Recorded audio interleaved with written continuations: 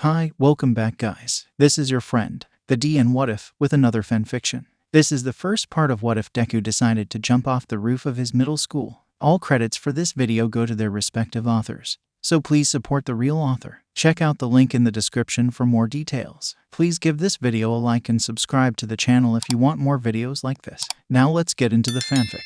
If there was one thing Izuku Midoriya knew better than the rest, it's that life could be really cruel, and this day was definite proof of that. His classmates and teachers mocked his dream of going to UA. His prized notebook was destroyed just when it was done. Bakugo still wanted nothing to do with him and in fact said, "Take a swan dive off the roof, then maybe you'll get a quirk in your next life." And those words were growing more and more tempting by the minute. He was currently standing at the very same roof, overlooking his classmates as they walked home, even though the bell had yet to be rung. "Hey, Deku." Midoriya looked down, and there he was, Katsuki Bakugo, sporting his usual scowl. "Get moving already." What he probably meant that moment was for him to get down and walk home with him, in a walk that would certainly be filled with ridicule for him. Midoriya, however, had other plans. Ding, dong, and so did the bell. Startled, Midoriya lost his balance and fell off. Not that he minded too much, he had accepted his fate the moment Bakugo called to him. Even if there were people who'd miss him, they'd be lost in the sea of people who wouldn't. Only one thing left to do.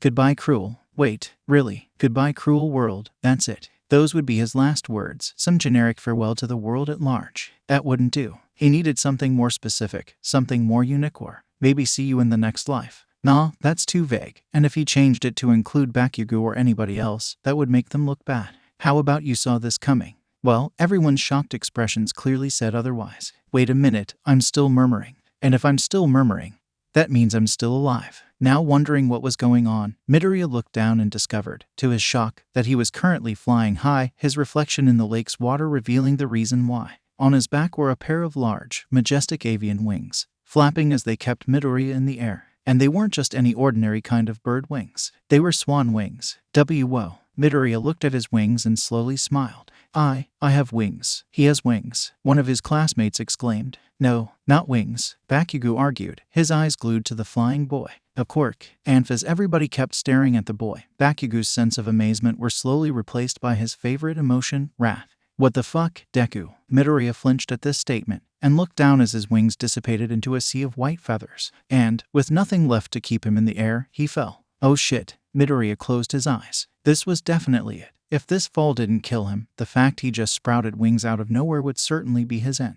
Hopefully, death by impact would be swift and quick. I am here. Midoriya was grabbed by a pair of muscular arms, and once he opened his eyes, he saw why. All Might, the greatest hero alive, was carrying him. But his characteristic smile couldn't hide his worry for the boy as he put him down. Are you okay? Why yeah, I guess so. Good. All Might gently patted Midoriya's back. Because we need to take you back to school. Oh right. Midoriya lowered his head. I do have a couple things to explain, don't I? The answer was yes and no. Yes, in that Midoriya had been asked a couple questions at the principal's office about the wings and why he jumped off the roof. But no in the sense of, once those questions were asked and answered, he was released from the office and he went outside, to be greeted by Bakugo's glare. Explain. I just did. Not to that backed idiot, to me. Bakugo hissed as he grabbed Midoriya by his shirt. What the hell was all that with the swan wings and you jumping off there? I was taking a look at the scenery when the bell rang and I lost balance, Midoriya exclaimed back, though more out of fear than genuine anger. And the wings just sort of happened. There was more to it, but Bakugo probably wouldn't care about it. HMPH, so that's the story, huh? Bakugo narrowed his eyes. You're not hiding anything from me, are you? I just found out about this myself. HMPH, Bakugo dropped Midoriya. If you say so. But keep this in mind, Deku, this changes nothing. Just because you got a quirk doesn't mean you're my equal or anybody worth my time. I didn't say that, but you thought about it. I didn't do that either. Tusk, just remember your place, Deku. And also, you better still quit that stupid pipe dream of joining UA. What's this about UA?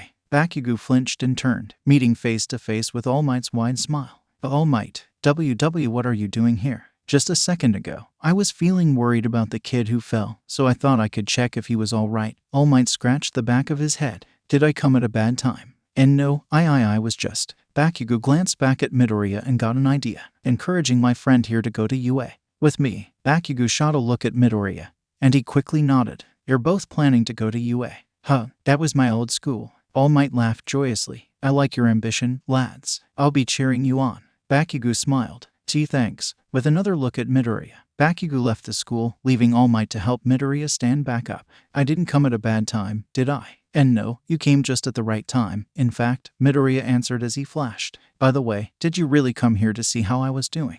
Well, that, and there's a young lady waiting outside for her son. All Might shrugged. So, I thought I could look for him. Is she small, plump, and has jean hair? Yup, that's my mom. Excellent. All Might extended a hand towards the boy. Let's go see her. Midoriya almost accepted All Might's offer, but a question in his head stopped him. Before we go, can I ask you something? All Might silently nodded. What do you think about quirkless people? All Might didn't respond right away. Or for a while, one would say. He didn't even scratch his chin, he just stood there like a statue. Oh my, I think they're amazing. Midoriya blinked twice. We live in a society where quirks are everything. Quirks give people power, authority, a sense of self. And with the growing population of people with quirks, it's easy to forget the real, admirable survivors, the quirkless. What do you mean? I'll tell you while we walk. Midoriya finally accepted the hand. And as they walked, All Might fulfilled his promise. In a world where quirks are everything, people without quirks are seen as oddities at best, and wrong at worst. We've become so symbiotic with quirks that in our minds, someone without a quirk has an existence that just feels wrong. But that has never stopped the quirkless before. No, they do like the people of old. They keep fighting and moving forward until they feel they have done everything can, or that they've gotten enough of this world. Just like Midoriya until now. I see. As so, if that's what you think about the quirkless in general, what about the idea of giving them power? I'm afraid I don't understand. I mean, it's something I've asked myself sometimes. If anybody anywhere found a chance to give a quirk to a quirkless person, would they do it? Would they give the quirkless a quirk? And where did this idea come from? Well, it's just that. I thought I was quirkless until today, and I needed to hold on to hope somehow. Besides, it just makes more sense in my opinion. How so? Think about it. What's the point of giving more power to someone who already has power? Why not give it to a powerless minority who definitely need it more? The pair stopped in that moment. All Might's smile faltering as he raised his head in contemplation. Not that Midoriya saw this. To him, All Might had just stopped, for whatever reason. All Might. The man snapped back to reality. Sorry, I got lost in thought. That's certainly an interesting question, young. Oh, Izuku Midoriya, sir. Young Midoriya. All Might's smile returned and they began to walk again. I feel you will certainly be a great hero. Midoriya's smile became nearly as wide as All Might's in that moment. And it remained in his face as his mom ran up to him, showing concern like her usual self. But he was focused on a brand new goal, one he thought impossible until he summoned his wings. He was going to enter UA. Ever since he got his quirk, things got a little weirder for Midoriya. One second he was heading towards the building where he'd take the entrance exam for UA, probably just about to trip, too. The next, he slipped on something and fell back, right into a greatly enlarged hand. Are you okay? Midoriya turned around and saw the owner of the enlarged hand, a redhead whose hair was tied in a ponytail, looking at him with concern. Why yeah, he said as he got off. I'm fine. I'm glad. The redhead shrunk her hand back to normal. It would be bad luck to trip on the day of the exam. That's what I thought. The pair turned to the source of both the voice and the slippery substance. It was a girl with pink skin and hair, with notable blush cheeks and small horns on her head. So I shot some of my more slippery acid before he tripped. That could have led to a more dangerous outcome, had I not been here. The redhead snapped, taking a couple stomps towards the acidic girl. I mean, I understand you had good intentions. But still, besides, you're not supposed to use your quirk in public. You used yours too, only because you used yours first. Gee girls, please stop, Midoriya stammered. He knew he was entering a minefield by asking the girls to stop, but he needed to do something before a fight broke out. I am fine now, and nobody got hurt, so how about we focus on something else? Well, if you really are okay, then I guess we can stop arguing. The redhead walked to Midoriya and extended her hand. My name's Itsuka Kendo, and I'm Mina Ashido. The pink girl chirped, suddenly appearing in front of Midoriya with her hand extended.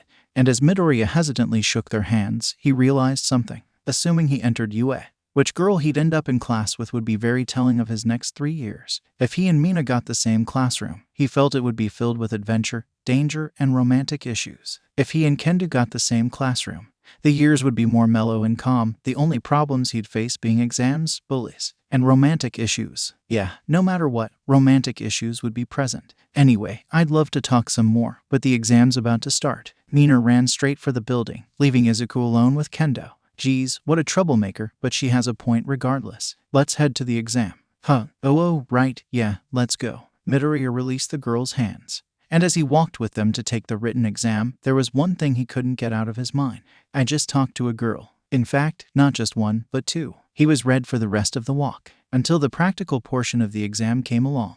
The written portion came and went pretty quickly, with the only real commotion being Midoriya fanboying over the hero who gave the explanation, present Mike. Anyway, the practical was simple. There were a group of robots that had values of 1 to 3 attached to them, and the applicants had to destroy as many as they could before time ran out. It seemed oddly shallow, but Midoriya wasn't in the place to talk. Now, he stretched at the entrance to the practical area along with the rest of the applicants, with the odd exception of Bakugo. Come to think of it, he didn't see him while walking to the building and the room for the written exam. Maybe he got earlier than him. Whatever, that didn't matter. For now, he had to recap what his 10 months of training allowed him to find out about his quirk. First, if he jumped off a high enough altitude, he would summon his wings immediately. They would vanish as soon as he touched the ground. However, there were also some things he could do on the ground, but Midoriya didn't think those were powers he should keep hidden for now. Mostly because, could you please stop murmuring? Midoriya flinched and turned around, sporting the source of the voice as a guy with purple bed hair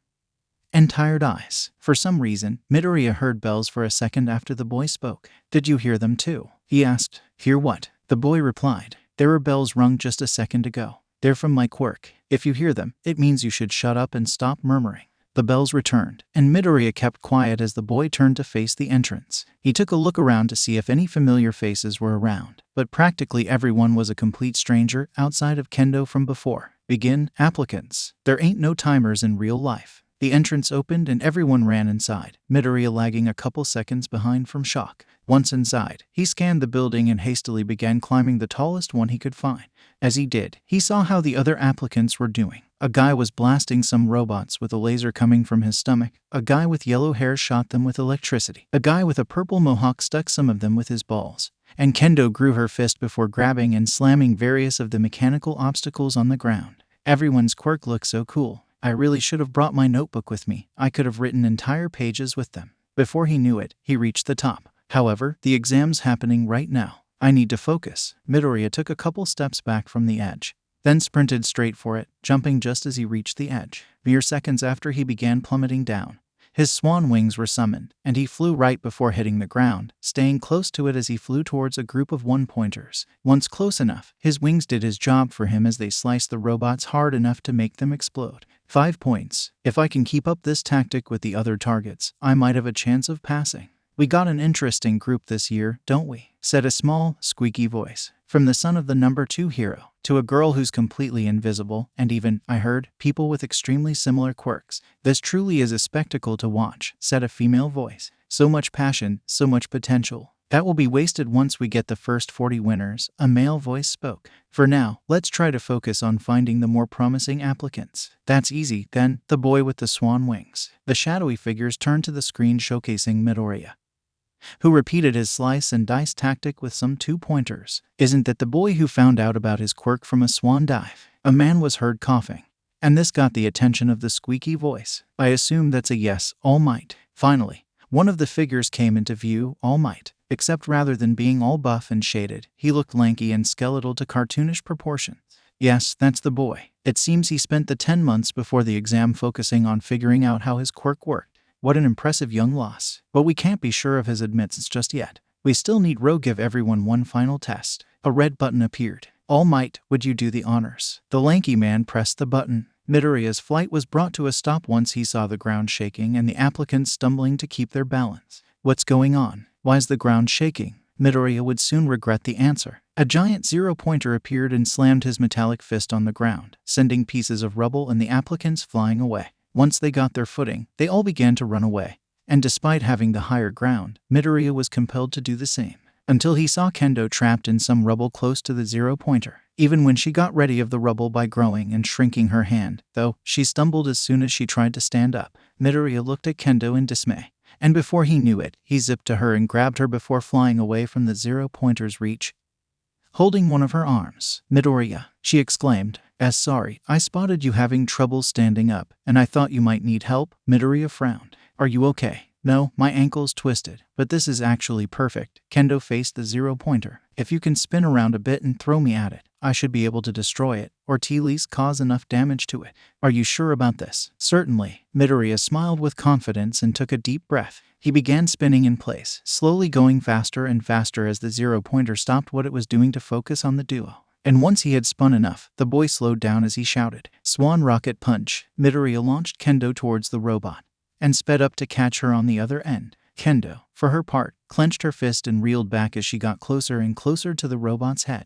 Once close enough, she launched her fist forward and grew it as high as she could. The resulting punch tore easily through the robot's metallic exterior and interior, with Kendo bursting out of the other end, along with some other mechanical pieces, as she shrank her hand back to normal. Midoriya caught Kendo, and without hesitation, they flew away as the robot's head released smaller explosions before blowing up in a spectacular fashion, one that almost reminded Midoriya of Bakugo, even. With the robot destroyed, Midoriya flew back to the ground, his wings dissipating into feathers as Present Mike's voice let everyone know the exam was over. That was a good strike, Midoriya complimented. Thanks for the compliment and for helping me, Kendo replied. Now, can I ask why you're carrying me like a bride? Wait, I am. All right, everybody, calm down, the nurse is here. The pair turned and saw a small, elderly woman walking around the site, handing candies and healing injuries with a kiss. This woman, Midoriya discovered, was Recovery Girl UA's resident nurse, and the reason the school could get away with such dangerous stunts like this. She better have had a good pay then. Now, what do we have here? The woman asked as she approached Midoriya and Kendo. Oh, I'm fine. Midoriya crouched down. But my friend here twisted her ankle. Perfectly fixable, then. Recovery Girl kissed the ankle, making Kendo wince, and in the blink of an eye, her ankle felt as good as new. Now head for your stuff at the lobby and go home. You'll get your results within a week, I'm told. Midoriya released Kendo, and they nodded in unison. Yes, ma'am. All Might walked down the hallways of UA, a small smile on his face. It wasn't as grandiose as one of his buff smiles, but it was still endearing in an odd way. Having a good day. All Might stopped and turned around, his smile unfazed as he saw the asked was a small animal in a suit. Ah, Principal Nezu, All Might spoke. Well, it's just that the combo the swan-winged boy and the redhead girl did. It kinda got me excited a little. Nostalgic, even, the creature asked. All Might's smile lightly faltered, and he nodded silently. Well, we can talk about that another day. For now, care to come to my office? The man nodded, and before he could guess what the principal's species actually was, he found himself sitting in his office, taking a look at the grandiose decoration that seemed more fitting for a mansion than a principal's office. Toshinori. The skeletal man stopped and turned to face the principal. Is something wrong, Principal Nezu? Well, I asked you to come to my office for a reason. Nezu clasped his paws. And considering the absolute secrecy around us, I'm sure you know what I mean. All Might's eyes widened. One for all. Precisely. I'd like to know if you have picked someone who'll inherit your quirk, Nezu sighed. Your body in its current state won't be able to hold One for All's power forever, you know. You need to pick an inheritor right now before that quirk destroys what's left of you. All Might looked shocked for a minute, but he soon flashed a little smile. Principal, you got nothing to worry about. Nezu raised an eyebrow, and All Might gave a thumbs up. I already chose someone to inherit One for All. It still hadn't arrived. It had been nearly 1 full week, and his letter from UA had yet to arrive. Just how hard was it to deliver a simple envelope saying congratulations or better luck next time to a house? Then again, UA did have several hundreds of applicants to deliver them to, so Midoriya, Hatsume came for a visit. The boy's mood suddenly lit up, and he got off the sofa and went to the door to meet the girl herself. Once there, he was greeted by 2 wide smiles, his mom's and Hatsume's. Of particular note about Hatsume, besides her tentacle-like hair, was her black eyes with pink pupils, which looked more mechanical compared to the rest of her person. It's good to see you again, Hatsume, Midoriya remarked as he and the girl shook hands. How are you feeling? I'm fine, but what about you? She replied. I heard you did the entrance exam almost a week ago, but I haven't heard about your results. And then the teenagers felt themselves being pushed towards the sofa. All right, it seems you two have a couple things to talk about, Mrs. Midoriya said as the teenagers sat down. Meanwhile, I have to go clean off the dirt Hatsume brought with her. Mrs. Midoriya left with that statement. Hatsume, no offense, but Eureka. Midoriya covered his nose. What were you doing before coming here? Oh, I was working on one of my latest gadgets, the Hatsume, the girl answered proudly as she took out the blueprints for said weapon from her back. It's like a boomerang, but mechanical. And you couldn't take a shower before Midoriya paused. No, wait, I just remembered. Hatsume and Midoriya exchanged looks, and after a while, Midoriya broke eye contact, while Hatsume kept staring. If you're willing to help me, I could take a bath here. Midoriya flushed as steam burst from his ears. Or I could stay stinky during my whole visit. Midoriya's disgust overpowered his embarrassment. Let's take a bath. One bath later, Midoriya and Hatsume returned to the living room, the latter wearing a t-shirt and short combo that made her look like a female All Might cosplayer. Once they sat down, Midoriya reached for a peculiar object left in the desk.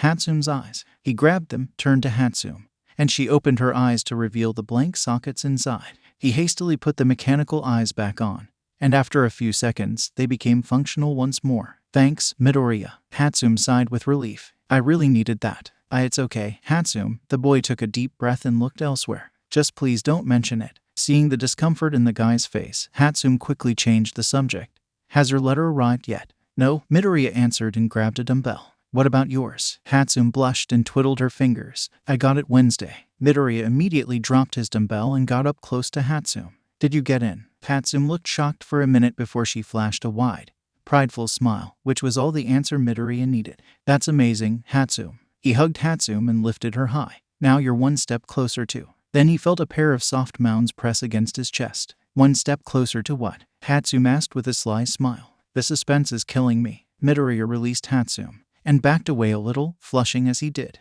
Anyway, the fact you entered UA is amazing. Not that there was any reason to doubt. Your gadgets are fairly high quality despite them being made by an amateur. However, the fact you did them while adjusting to a new type of sight makes it even more incredible. I can only imagine how. Midoriya, you're murmuring again. Sorry, no problem. Anyway, do you think you got in? Try not to murmur if you can, please. Midoriya scratched his chin. Well, on the one hand, I did manage to use my quirk in a way that didn't break the rules, and I got my fair share of robots and rescues to my name. On the other hand, though, there were hundreds of applicants. Some might have even done better than me. Hatsume put a hand on his shoulder. Even if you don't get in, I'll still think of you as a hero. Midoriya smiled, but it vanished quickly once he remembered the reason Hatsume would believe that. Midoriya stood on top of the roof of his apartment when he jumped, his wings materializing soon after. He flew around for a moment, spinning, turning, and just all around trying to gain a better feel for his quirk. Okay, I can fly up and down. Now let's think of something else I could do. Swan wings are strong enough to break bone, so if I could summon them on the ground. Help. Without even thinking, Midoriya flew to the streets and searched for the cry for help. He scanned his surroundings and stopped as soon as he saw the source of the cry. A girl with pink hair styled like tendrils covered her eyes with one hand, while grabbing a set of gadgets on the other. Her eyes were apparently bleeding, judging by the blood running down her hand. On the other side was Stain, the hero killer, bloody sword in hand. The fakers that plague this world give heroism a bad name enough as it is. To give them to support items, to support them in any capacity, is to join the mockery of heroism. Hatsume breathed heavily as she crawled back, until she hit a wall. Believe me, I don't feel any pleasure doing this. Stain slowly approached Hatsume. But the less support the fake heroes have, the easier my mission will become. Just as Stain got ready to strike again, a white blur zipped past him and snatched Hatsume, leaving only her gadgets behind. Though surprised, Stain didn't bother following the blur. Instead, he sliced and diced the gadgets to oblivion and left to continue his work. As for Hatsume, she was released on the Midoriya household's living room with what sounded like footsteps that became quieter as a voice spoke. Listen, it's okay. You're going to be fine now. Who's there? Hatsume stammered. I'm Izuku Midoriya. I snatched you as soon as I saw you being confronted by Stain. I hope you don't mind. Did you snatch my babies too? I'm sorry, what? My gadgets?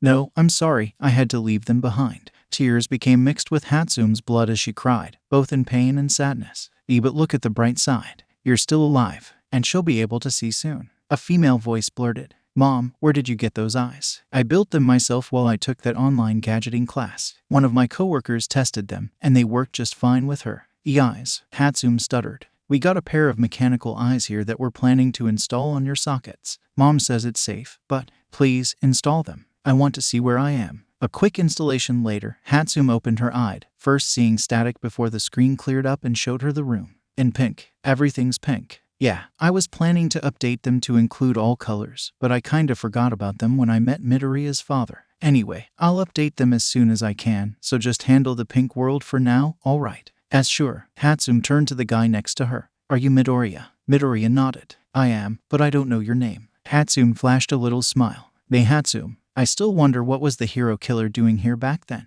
He had already attacked this area and crippled 4 heroes. Even if he had come to the conclusion that support items would make his goal more difficult, why attack a student? He's never done that before. Izuku. Inko shouted, barging into the room. The boy flinched and nearly fell to the ground. Mom, what's wrong? It's here, Inko exclaimed, reaching for her back to take out a letter with Yue's stamp on it. Yue's letter is here. The teenagers exchanged looks. S&D after gaining little smiles, Midoriya grabbed it and opened it. A small gadget appeared from within, and it projected a holographic image of a familiar face. I am here, in a hologram. That's a wrap. All Might took a deep breath and sat on a chair before he burst out of his buff form and into his skeletal form. He kept breathing heavily as one of his coworkers, a purple-haired woman named Midnight, offered him a glass of water. Thanks, young Kayama. Midnight blushed. S&D giggled, causing the man to blush as well. So, how do you feel? Tired. So many promising young heroes to welcome, so little time. And I still have to deliver one more letter personally. Midnight raised an eyebrow.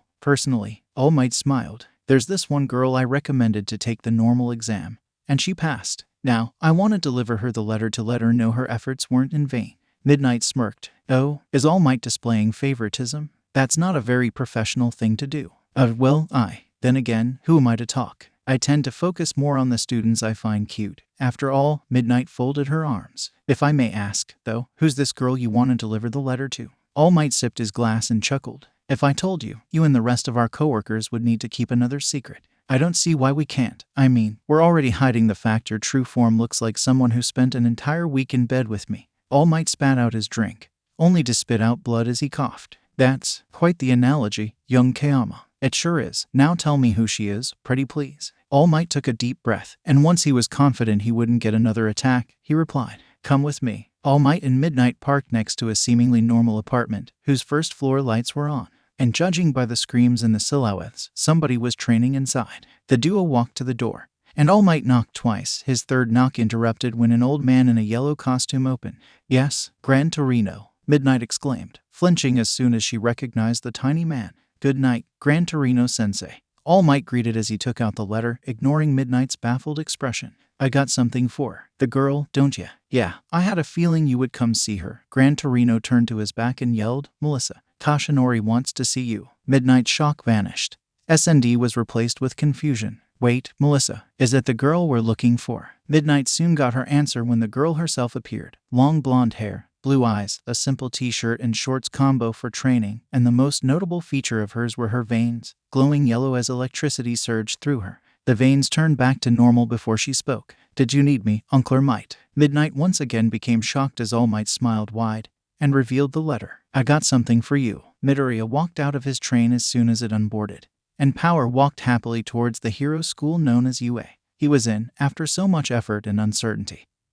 He had finally entered the hero school of his dreams. This marked the beginning of many things: his hero career, his road to become the greatest hero alive. Heyo, also his road to talking to a girl outside Hatsume. Hi. The boy turned around, and to his surprise the girl behind him was Mina, looking particularly excited. Today's the day. The start of our hero career. The start of a journey filled with action, heroism, romance. It's so exciting. Midoriya nodded nervously as he took a step back, trying to divert his attention as the acid girl began jumping up and down, edging ever closer with every hop. And then she stopped and pressed her cheek against his. So, can I count on you these next 3 years? Would you stop harassing him? The duo separated and turned around to see Kendo approach them, a disapproving glare fixed on Mina. I understand this is a new beginning for everybody, but you really shouldn't invade someone's privacy like that. You don't even know if he's part of your class. Mina huffed and wrapped her arm around Midoriya's shoulder. You're just jealous because I got to Midoriya before you did. And even if we're not part of the same class, I'm sure he enjoys my company just as much as I do his.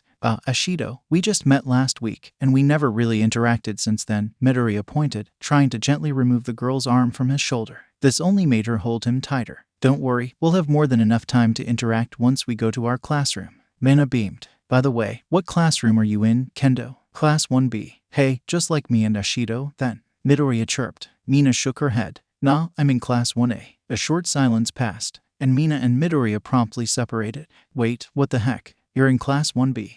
Yeah. Mina dropped to her knees, shedding false tears. So you lead me on with the idea we'd be classmates, only to tell me to my face we're opposite classes. How could you? Midoriya didn't do anything wrong, Kendo growled. You're the one who assumed he was part of your classroom. Fine, I'll give that to you. Mina stood up and dusted herself. But I'll remind you that transfers still exist, so if I'm just patient, I'm sure Midoriya will transfer to my Mina paused and flinched, grabbing her butt and twitching in pain as a vine-haired girl entered the scene, sporting a disapproving scowl. To think the first thing I'd see the first day of classes is a guy and his girlfriends arguing over who gets to keep him. The vine-haired girl narrowed her eyes. Disgusting. You call us disgusting? Mina snapped, standing up as if nothing happened. You're the one who shoved your vines up my ass. That was for invading a guy's privacy and causing a commotion, the girl explained sternly. And the next one's for uttering a swear word. Wait, the next Shizaki made good on her word, but instead of a squeak of discomfort, Mina moaned as she dropped to the ground, clinging her butt and twitching as Shizaki retracted her vine. Oh ho ho. Oh, that one went real deep. Midoriya blushed and looked away as Kendo inquired, Are you enjoying it? I'm sorry. Everybody turned, and Midoriya was instantly stunned by what he saw, a girl with long blonde hair running towards them, with two very notable things about her. First, she was tall, like, basically a head taller than him tall. Second, she looked a bit too old to be wearing a high school uniform. I told Ashido not to run off ahead, but she didn't listen, she said as she lifted the twitching girl. She didn't cause too much trouble, did she? She invaded Midoriya's privacy, Kendo explained, pointing at the guy as soon as she said his name. And she also prompted the vine girl over there to react. I'm so sorry, I really am. Well, nobody got hurt, so I guess it's fine, Midoriya shrugged, earning a baffled look from the vine girl. By the way, I'm Izuku Midoriya. I'm Melissa Shield, the girl answered. Another short pause. Oh, wait, they said in unison. Izuku Midoriya, as in, the son of Inko Midoriya. Melissa Shield, as in, the daughter of David Shield? Yes. The duo squealed as and grabbed hands, jumping up and down as Kendo and the vine-haired girl took a step back. I can't believe I'm meeting the daughter of a world-renowned scientist. Midoriya chirped. Heck, I can't believe we'll be going to the same school. Your mother's not too shabby either, Melissa replied. She was one of the best assistants my dad ever had. Wait, she was her assistant? And my babysitter? The duo squealed again.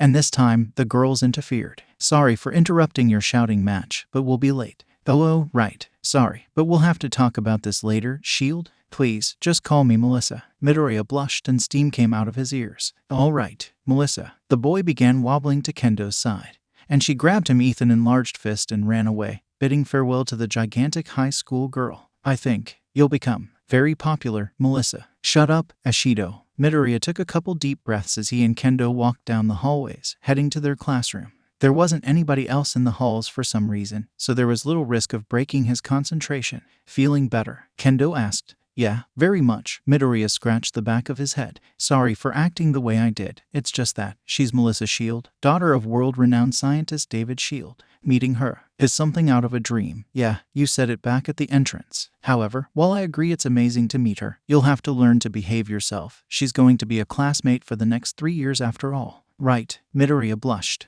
3 years with Melissa Shield as a fellow hero course student, and eventually, they arrived at their destination. Class 1B. Kendo opened the door, and she and Midoriya walked inside, only to be met by the rest of their classmates already there. The teacher hadn't yet arrived, though, so that was a plus. Hi everybody, Kendo greeted as she grabbed Midoriya's arm and walked to their desks. Sorry, my friend over here got a little flustered at the entrance, so I decided to help him calm down. Friend? Midoriya parroted. That's fine. I think we all know why he was flustered, a silver-haired guy remarked. It was that tall one, a girl, right? Midoriya shyly nodded as he sat down. Yeah, we were all stunned when we saw her too, a bug-eyed boy remarked. I mean, did you see how tall she was? I mean, I'm sure she wasn't wearing platform shoes, and she looks taller than some of the teachers. What caught my attention was the fact she's part of 1A, a blonde guy said, brushing his hair as he added. Not only do they have the guy with the top score, the son of the number 2 hero, the most recent son of the Ada family, and the heiress to the Yaoyorozu, but now the daughter of David Shield as well. Huh, when you put it like that, it does seem a little overkill. Midoriya shook his head and pounded his fist. But we have our own set of important students, right? Hink about that another time. It was then that the homeroom teacher entered the classroom, and Midoriya had to cover his mouth not to scream. It was the blood hero himself, Vlad King, the one who could control his own blood and manipulate it to his whim. And oh lord, it was Melissa all over again. Greetings, I'm Sekijiro Kan, otherwise known as Vlad King, and I will be your homeroom teacher. Now, there's not much to do today. Orientation, a test of your abilities, and a rundown of what you should expect for the rest of this semester. So, let's get started by introducing yourselves. Vlad King passed list and the students introduced themselves. The silver-haired guy was called Tatsu, and his quirk, steel, allowed him to turn his body into the material. The bug-eyed guy was named Kosai Tsuburaba, and his quirk, air shield, allowed him to create shields from the air in his lungs. Next was the blonde guy, Nito Monoma, whose quirk, copy, allowed him to copy someone he's touched for 5 minutes. The rest of the introductions flew by fairly quickly. There was Kendo, who could grow and shrink her hands, a girl who could summon mushrooms, a girl who could split herself apart into various body parts, another girl who could telekinetically life a body's worth of items.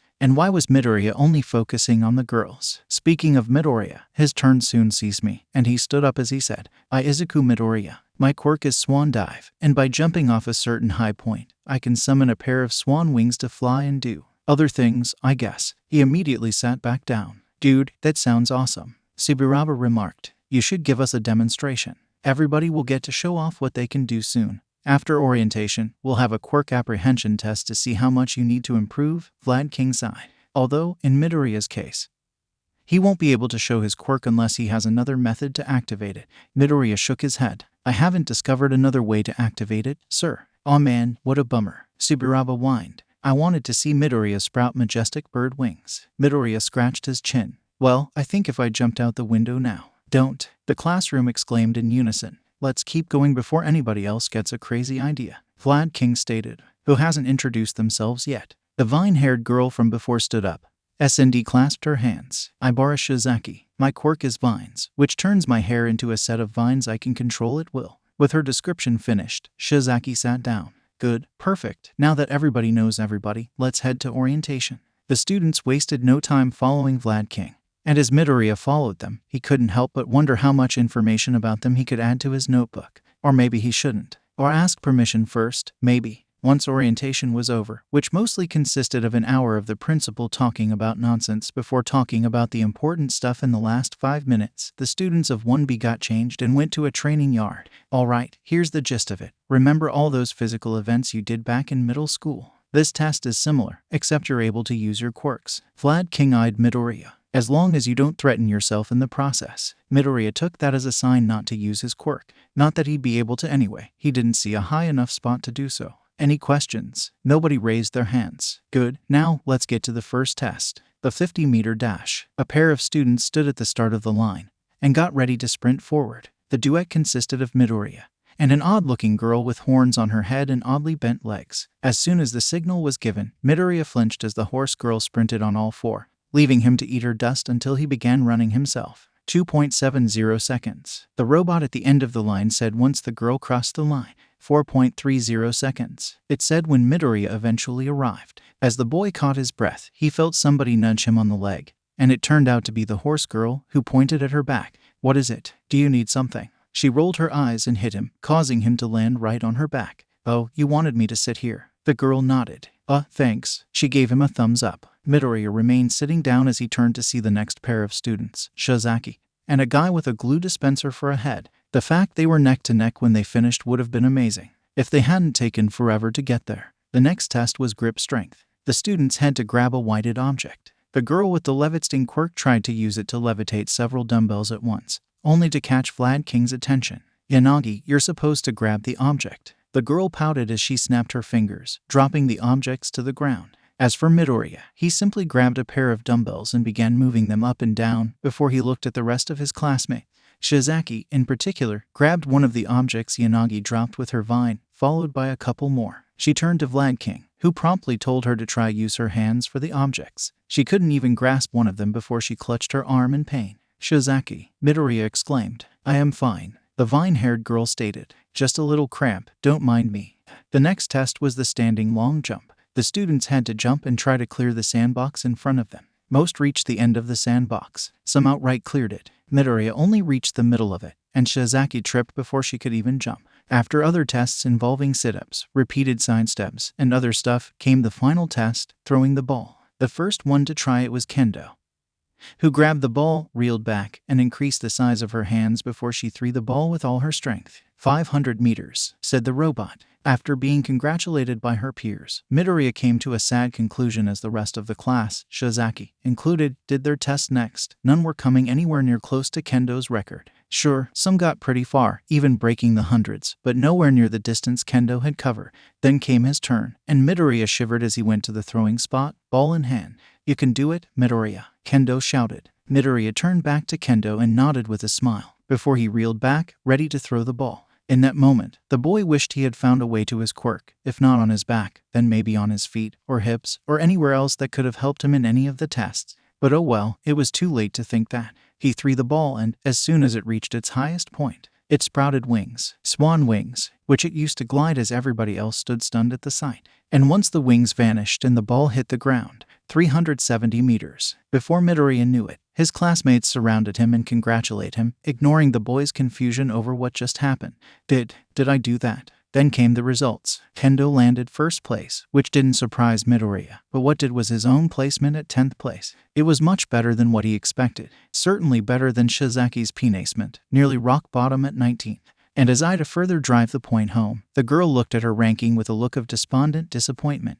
So of course, Midoriya walked to her and put a hand on her shoulder. "Hey, Shizaki." She slapped his hand away, her expression turning back into a scowl. "Keep your pity to yourself." Midoriya blinked. Pity. He was just trying to cheer her up for landing last place. "You think that just because you got right in the middle of the rankings, that you can tell me how to improve? You didn't even use your quirk the entire test." Well, there was a statement Midoriya couldn't refute. Plus, you've only had your quirk for a year, not your whole life. You only trained your quirk for about a year, not your whole life. Another comment Midoriya couldn't refute, especially when Shizaki grabbed him by the neck of his uniform and growled, "I think I know better than you what struggle feels like." With her mind spoken, Shizaki stomped away along with the rest of the class, leaving Midoriya to ponder just what was up with her. Classes had come to an end as the ringing of the bell was heard, and Midoriya walked with Kendo through the hallways. He wasn't sure why he was so comfortable with Kendo, but for some reason, his usual nervousness around girls just disappeared when he was with her. Maybe she was just that trustworthy. "So, Midoriya," Kendo blurted, getting the boy's attention,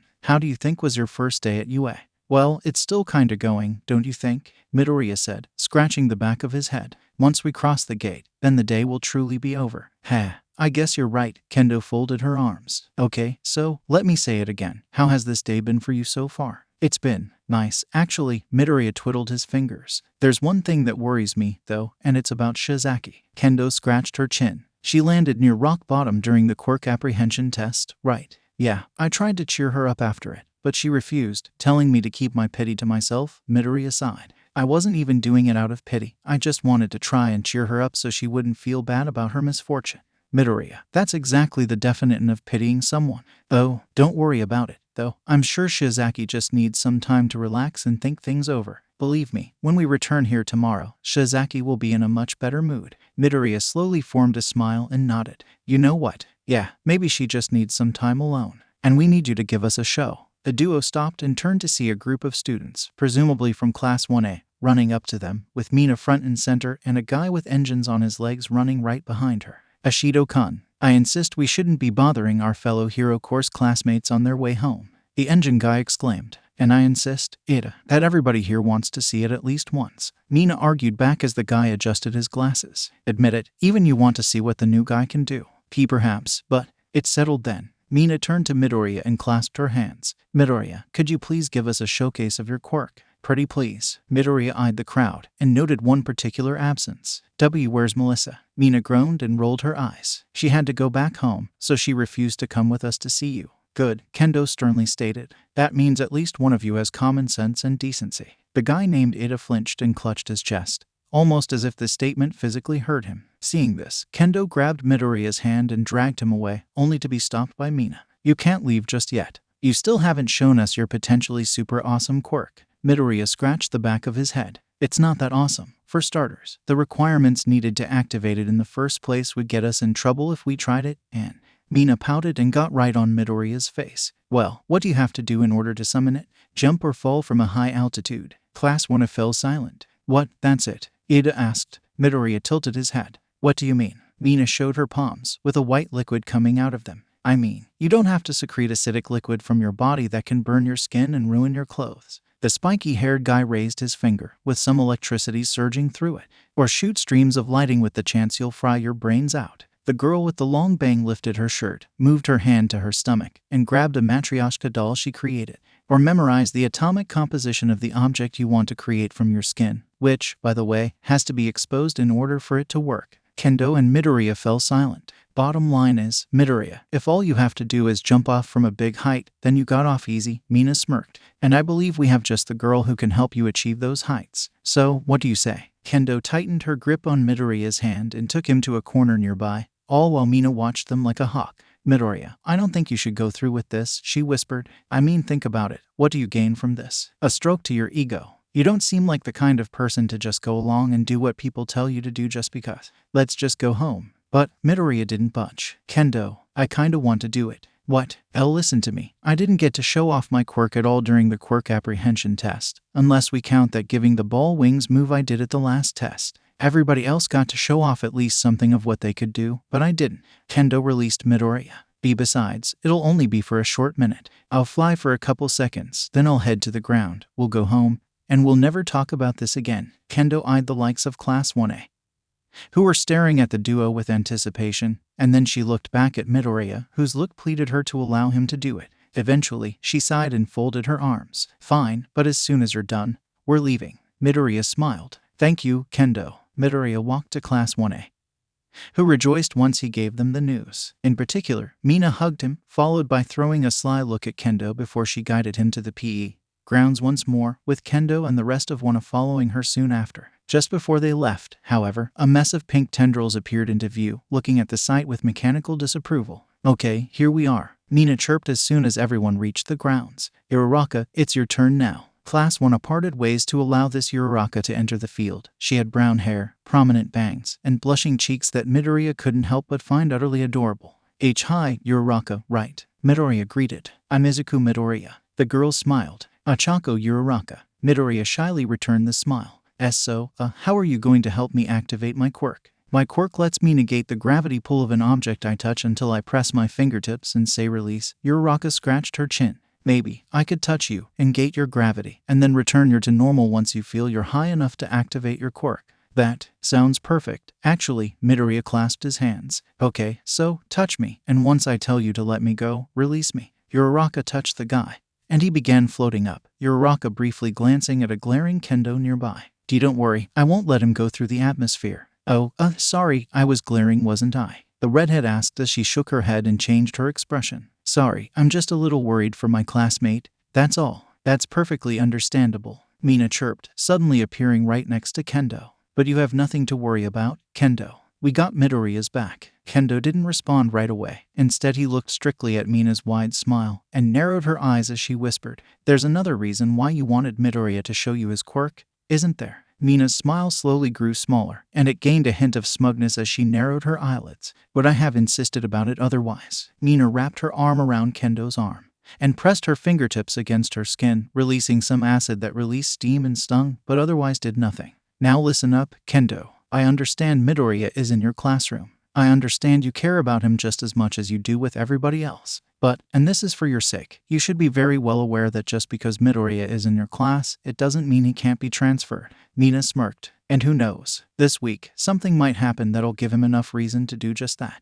Kendo took a deep breath. Why do you care so much about the fact Midoriya is in my class? You have the son of the number 2 hero, the heiress of the Yaoyorozu family, the next in the line of the Edas, and the daughter of a world-renowned scientist. What more do you want? How cute. You think those guys' statuses mean anything to me? Mina tightened her grip and increased the acidity of her acid. The reason I care about the fact Midoriya is in your class is because he's not somewhere within my reach. What, do you love him or something? You don't. Kendo and Mina glared at each other, Mina smirking while Kendo growled, until they heard Midoriya shout, This is high enough. The girls looked up as Uraraka released Midoriya, and Mina released Kendo, bumping her out of the way as Kendo stared strictly at the falling Midoriya.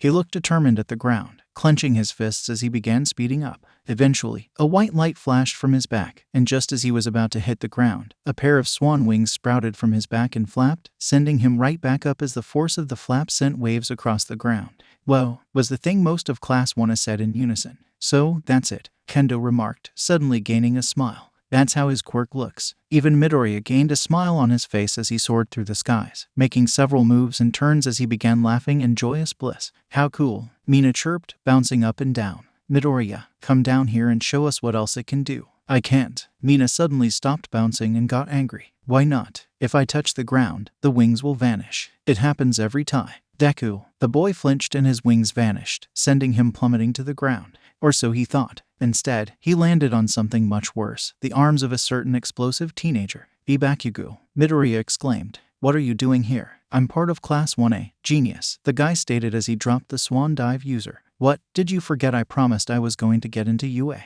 As hero course. Oh right. Midoriya stood up and dusted himself. You did mention something like that before. Geez, I barely take a couple steps out of the school ground and already people are piling up on Deku. Bakugo snapped a look at Mina. And you, why are you forcing him to do something he doesn't want to do? I'm not forcing him to do anything. Nobody is, Mina snapped back, putting her hands on her hips. We asked him if he could show it to us. He said yes, and now we're here. And now, they're leaving, Bakugo stated as he pushed Midoriya to Kendo's side. Take him away before Pinky over there gets any dumb ideas. Kendo nodded in agreement and wrapped her arm around Midoriya and bolted out of the place with the boy in tow, Bakugo summoning a couple of firecrackers to keep Class 1A, especially Mina, at bay. However, it wasn't long before the pink-skinned girl spoke. Just one question, Bakugo. You made it clear you wanted nothing to do with this little detour. What exactly convinced you to get involved anyway? That must have been quite a show, huh? Midoriya asked, forcing a little smile. I talked about how I wanted to show off my quirk. And in the end, you didn't get to see me do much with it. It's okay, Midoriya, Kendo sighed. The real issue is the fact you agreed to do it so easy out. Suddenly, Kendo unwrapped her arm around Midoriya and grabbed it, allowing the boy to see more clearly the source of the pain. The points where Mina had stung Kendo had formed dark red patches, with slight smoke still coming out of them. Good lord, Kendo, your arm's been badly burnt, Midoriya exclaimed as he took a closer look at the marks. When did this happen? Kendo gritted her teeth. While you were being lifted, Mina decided to meet me and give me a little, unpleasant surprise. What? But I did exactly what she asked. Why would she? Midoriya shook his head. Never mind. We need to take you to Recovery Girl right now. There's no need to do that. The duo turned around, and a girl with pink tendrils for hair and pink mechanical eyes arrived, holding a first aid kit. Kendo raised an eyebrow, while Midoriya suddenly flashed a smile. I got some first aid right here. Hatsume, Midoriya chirped, grabbing the kit as the girl stood by his side. I don't know how you knew we'd need this, but thank you so much. No problem, Midoriya. It's the least I could do, Hatsume replied before turning to Kendo. And I suggest you try to keep your distance from whoever did this to you. Trust me, you don't have to tell me twice. Kendo eyed Midoriya. Say, Midoriya. Who's this girl? Right, sorry. Midoriya finished wrapping Kendo's arm and pointed at Hatsume. This is Mei Hatsume, a first year in the support course and an old friend of mine. Well, nice to meet you. Name's Itsuka Kendo. I'm one of Midoriya's classmates. Kendo took a closer look at Hatsume's eyes and scratched her chin. Hey, those are some nifty mechanical eyes. Are they a result of your quirk or something? Midoriya flinched and took a step forward, only to be stopped by Hatsume. Let me handle this, Midoriya. The boy paused, nodded, and stepped back. I used to have a quirk that allowed me to see long distances. However, an incident happened that destroyed my eyes, so, to not be left blind, I was implanted these mechanical eyes as replacements. Wait, you used to have a quirk that affected your eyes, and they got destroyed during an incident. Kendo recapped, flinching as soon as she finished. Wait, wouldn't that mean? Hatsume grabbed her arm. I'm functionally quirkless. Kendo, Midoriya, and Hatsume walked together to the train station, the latter two looking as the former rubbed her forehead. Geez, Midoriya, you just became more incredible than before, the redhead sighed. I mean, you jumped right in and snatched Hatsume before the hero killer himself could actually. Well, kill her. Who else can claim to have done such a thing? It's not a big deal, really, the guy said. Midoriya's right. After all, he just saved me from a serial killer who has a knack for killing and crippling professional heroes. Hatsume rolled her eyes. When you think about it, it really isn't a big deal. We can do without the sass, Hatsume. Kendo let out a lighthearted chuckle. You guys are a riot. No, we're not, they said in unison. Well, anyway, this is my stop, Kendo said as the trio reached the train station, just in time for her train to arrive. Have a good night, and I'll see you again, Midoriya. And maybe Hatsume too. I'm on the support course and spend most of my time there creating gadgets. Then I'll tell Midoriya to tell you I said hi. That sounds reasonable. Kendo chuckled again and entered the train, waving goodbye as the train rode off, releasing dust that caused the duo to cough. It was Mina Ashido, sitting on a bench and moving her legs up and down, humming a tune. Upon seeing her, Midoriya's face did what was once thought impossible. He scrunched it in anger. He and Hatsume walked up to the girl, who chirped up as soon as she saw him. Oh hi, Midoriya. Ashido, I need to ask you something, Midoriya exclaimed, his tone of voice unusually loud. Fine, but first, call me Mina, will you? The pink-skinned girl folded her arms. Seriously, Ashido just sounds way too formal for my liking. Aren't we supposed to be friends? Midoriya folded his arms as well. We might not be anymore depending on what you answer. Oh, Mina raised an eyebrow. Fine, shoot. What do you need to ask me? Midoriya glanced at Hatsume, who nodded once, and the guy shot the question. Did you sting Kendo while I was showing your class my quirk? Mina remained silent. While I was walking with Kendo, I noticed that her arm had some particularly nasty burn marks on it. She said you did it. And you believed her? Midoriya flinched as Mina stood up and walked up to him. Midoriya, did she give you any proof that I was the one who did it? Her burn marks were proof enough. Hatsume barged in, flashing a disapproving glare. Mina grabbed Hatsume's shoulders, brought her to the bench, and sat her down. Stay here while the adults are talking. Hatsume begrudgingly obliged, and Mina went back to Midoriya. Anyway, where was I? Oh right, you're taking Kendo's side over a simple statement, with no proof to back it up, which seems to have been made in order to incriminate me. Think about this, Midoriya, why would I want to sting Kendo, while you were busy showing everyone how amazing your quirk is? Midoriya blushed and looked elsewhere. Again, it's not that amazing. Midoriya, don't be fooled, Hatsume exclaimed. She's trying to use compliments in order to make you forget about what she did to Kendo. Shush, you, Mina snapped at the pink-haired gadgeteer. And besides, you can't accuse me of something if you don't have proof of it. Fingerprints. Mina turned back to Midoriya. What? The burn marks in Kendo's shoulder resembled fingerprints, Midoriya clarified. And judging by their position, they could have only been made if someone had wrapped their arm around Kendo, which you could have done while everybody else was looking at me. Midoriya, you're screwing with me, right? Mina's eyes twitched and her smile turned unhinged. Why, you don't actually believe that I... That's enough, Pinky. Mina turned around, and to her discomfort, Bakugo was standing nearby, hands on his pockets as he looked at the pink-skinned girl with his usual scowl. Just tell him you did it and be done with it. Mina gritted her teeth. For the last time, I didn't do anything. Then who did it? Midoriya asked. Mina glanced at Midoriya for a second, before she stomped her way to Bakugo, prompting the boy to grab her arm. Wait, let me go. Mina swung her arm and pressed her fingers against Midoriya's sleeve, burning him a little before the boy's wings suddenly materialized in front of him and spread, hitting Mina hard enough to send her flying right into Bakugo's arms. And as the wings dissipated and Hatsume ran to check Midoriya's wounds, the guy looked shocked at Mina's state. Not only did 2 of her teeth fall out, but her nose was broken and bleeding.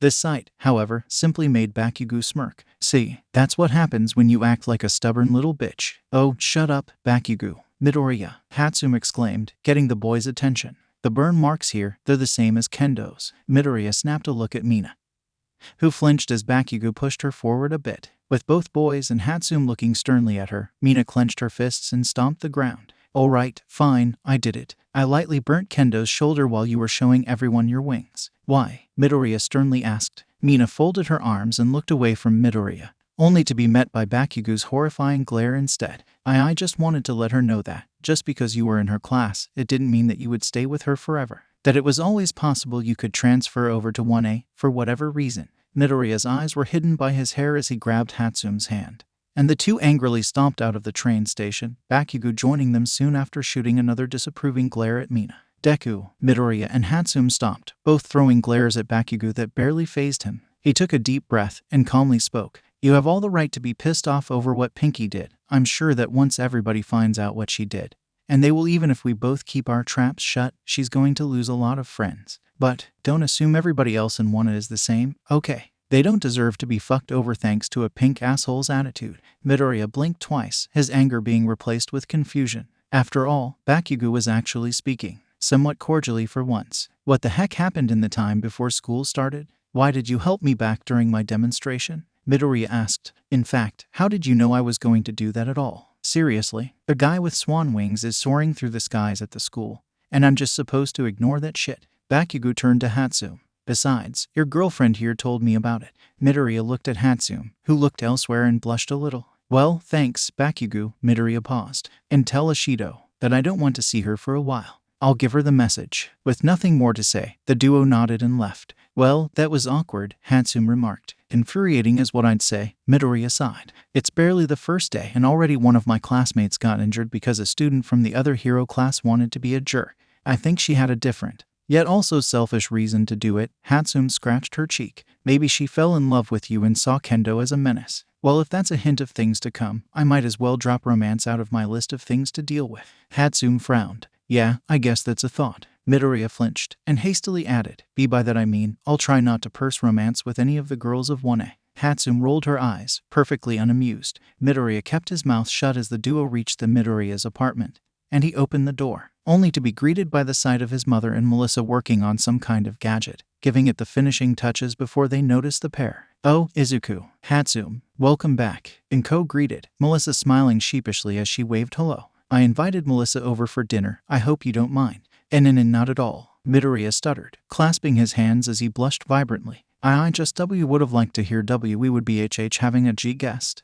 Hee. Hatsume threw a pouty look at Midoriya before she caught a glimpse of the gadget Melissa and Inko were working on. She took exactly a second to recognize the gadget as her own. She snatched it and took a closer look at it. "Sorry for not asking for your permission first, Hatsume, but Melissa insisted on showing me how much her gadgeting skills had improved since I last saw her." "Hey, don't pin the blame on me," Melissa whined. "You were the one who showed me that thing." Hatsume took a deep breath. "It doesn't really matter, you upgraded it." Melissa tilted her head. "I did. This gadget was built in order to serve as binoculars. When I finished it, the farthest it could see was about 3 apples. Hatsume turned to Melissa. "Thanks to the modifications you made to it, now it can see up to 3 times that far." "Wow, incredible, Melissa," Midoriya remarked, walking past a saddened Hatsume. "I never thought you'd be so good with gadgets." Melissa blushed and scratched the back of her head. "Well, I was an inventor before I joined UAS Hero Course. I designed mesh suits, gadgets, and the like." As the trio chuckled some more, Hatsume glanced between them and the upgraded gadget, her frown gaining hints of despair.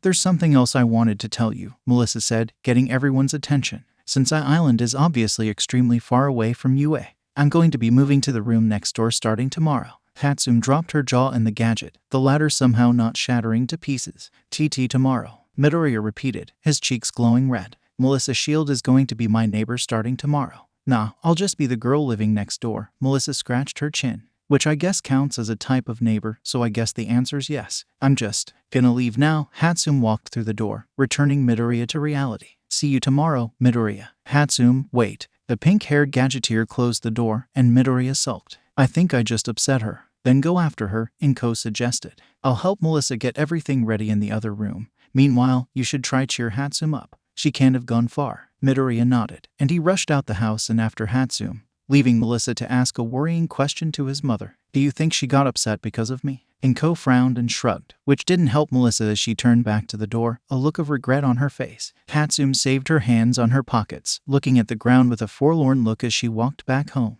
It wasn't far away from the Midoriya house, so it would just take about 15 minutes to get there on foot. "Hatsume." The girl turned around and lowered her eyelids as soon as she saw Midoriya approaching her. "Midoriya, what are you doing here?" "What am I doing here? I was looking for you," the guy replied. "You just suddenly left and I got worried." "I'm fine, Midoriya, I just didn't want to intrude." Hatsume looked back at the ocean. "After all, you have a famous guest over for dinner. A guest who, mind you, will become your neighbor tomorrow." "Yeah, I know, but still, that doesn't mean I'm just going to ignore it when you leave so suddenly." "Why not? You seemed more than capable of ignoring me a few seconds ago." Both teenagers stopped right on their tracks, Hatsume gaining a shocked expression as she scrambled to find what to say next. Hopefully something that wouldn't make the guy hate her. He already got a sour impression with Mina, he didn't need one with Hatsume. "Hatsume, is something bothering you?" Midoriya asked, taking a couple steps to Hatsume's side. "If so, then you can talk to me about it." "Maybe." Hatsume folded her arms. "But then you're going to go back home. Remember that the legendary Melissa Shield will be your neighbor, and you'll forget about everything we just talked about in your little stupor." Now Midoriya had a slight idea on what was bothering the girl. "Are you jealous of Melissa, Hatsume? She took the gadget that took me weeks to develop, and upgraded it in what couldn't have been more than a couple of hours. Not only that, but she made upgrades for it that would have taken me months to implement. And you want to know why's that?" "Why?" Hatsume turned around and pointed at her mechanical eyes. "Your eyes. What's wrong with them?" "It's mostly the fact I can only see in shades of pink. It looks cute at first, but then I realize that it becomes stupidly hard to discern what's supposed to be what. I once poured some salt into my dessert thinking it was sugar. To be fair, they're both the same shade of white. I use brown sugar." "Oh, well, do you want my mom to upgrade them?" Hatsume flinched and took a step back before she saved her hands in her pockets and looked elsewhere. "I want your mom to upgrade them, I really do. But in order to do that, I'd have to go an entire day, or however long it takes, without being able to see anything. At least with how the eyes are right now, I can see stuff, only on different shades of pink, but still. And besides," Hatsume lowered her head, "if I hand over the eyes, it will feel just like that day." Midoriya knew very well what Hatsume was talking about. Not having her eyes would probably trigger memories of her encounter with the hero killer, and that would definitely be a problem while making gadgets. Hatsume, my mom and I want to help you however we can, Midoriya stated, putting a hand on the girl's shoulder. I'm sure we can find a way to deal with that problem. Hatsume twiddled her fingers and blushed. Well, I thought, maybe, why you could be my eyes, for however long it takes. Midoriya flinched, blushing at the request. Or maybe he was blushing at the sight of Hatsume blushing as well? Who knew? One thing was certain though, the boy had a feeling this might actually work. Sure, I'll be your eyes until Melissa and Mom upgrade your mechanical eyes. Hatsume stood uneasy for a moment at the mention of Melissa's name, but it didn't take long before she saw the logic in it. The girl had already proven to be quite adept at upgrading stuff, so if she and Enko worked together, her eyes would be perfect by the end of the day. With a renewed sense of joy, Hatsume hugged Midoriya for a second, then separated from him. Thanks, Midoriya. Now, I have to walk back home, so I'll see you tomorrow. Same, Hatsume. The teenagers bid farewell and returned home soon after. Oh man, that was an emotional roller coaster, Midoriya remarked out loud. I just want to hit the hay now. Midoriya. The boy stopped and turned around to see Melissa looking at him on the top floor of the apartment. She waved at him to come to her, presumably to her room, and ignoring the potential implications, he walked upstairs and went to her. So, how did everything go with your friend? She asked. I managed to talk to her for a bit, cheer her up. And I'm gonna need your help with something for her, Midoriya answered. It's about a gadget, so I hope you'll be able to help us with it. Of course, I got a knack for gadgeting, after all. Melissa frowned. Besides, it's the least I can do after upsetting her like that. Midoriya shrugged. I don't think you really upset her, actually, who am I kidding? You definitely upset her. Melissa took a deep breath and scratched her chin. Well, that's that. Your mom already helped me set my room up, so I wanted to tell you to have a good night. But there's something I want to tell you before you go. Well, I'm asking you to help me with Hatsume, so I think this is fair. So, what is it? Melissa opened her mouth, but before she uttered a single word, she closed it and looked at the ground.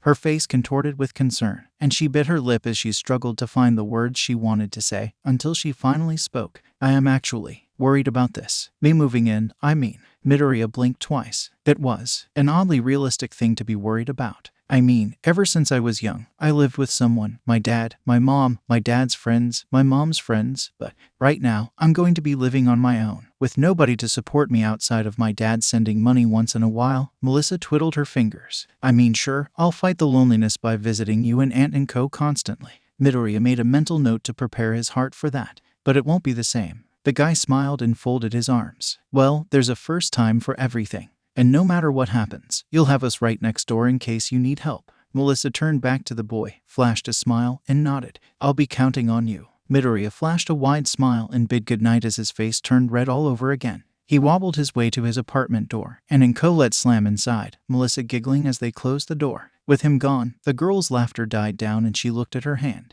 The same hand that she used to accept the offering given to her by All Might. The same hand that accepted the gift known as One for All, and finally gave her a quirk after a lifetime of quirklessness. And yet, thanks to her hesitation, this quirk would have to be kept a secret for a little bit longer. Damn it, Hatsume blinked twice, her pink vision allowing her to see the worried looks of Midoriya and his mother as Melissa arrived, holding a toolbox. She had already changed to her school uniform, so the only thing left to do was take out the eyes to get him upgraded. Are you sure about this, Hatsume? Enko asked as she grabbed an anesthetic from the toolbox. We could always wait until the weekend to upgrade your eyes. No need to miss a school day to upgrade your eyes. The gadgeteer shook her head. No, I want them upgraded as soon as possible. Besides, Midoriya promised me to be my eyes for today, so I got nothing to worry about. You two really are close, huh? Melissa asked as she formed a supportive smile. I mean, I guess it's only natural. It's thanks to him that you got these eyes, right? Hatsume flinched a little, forgetting that Melissa was more than likely unaware of what had transpired between the hero killer and the guys.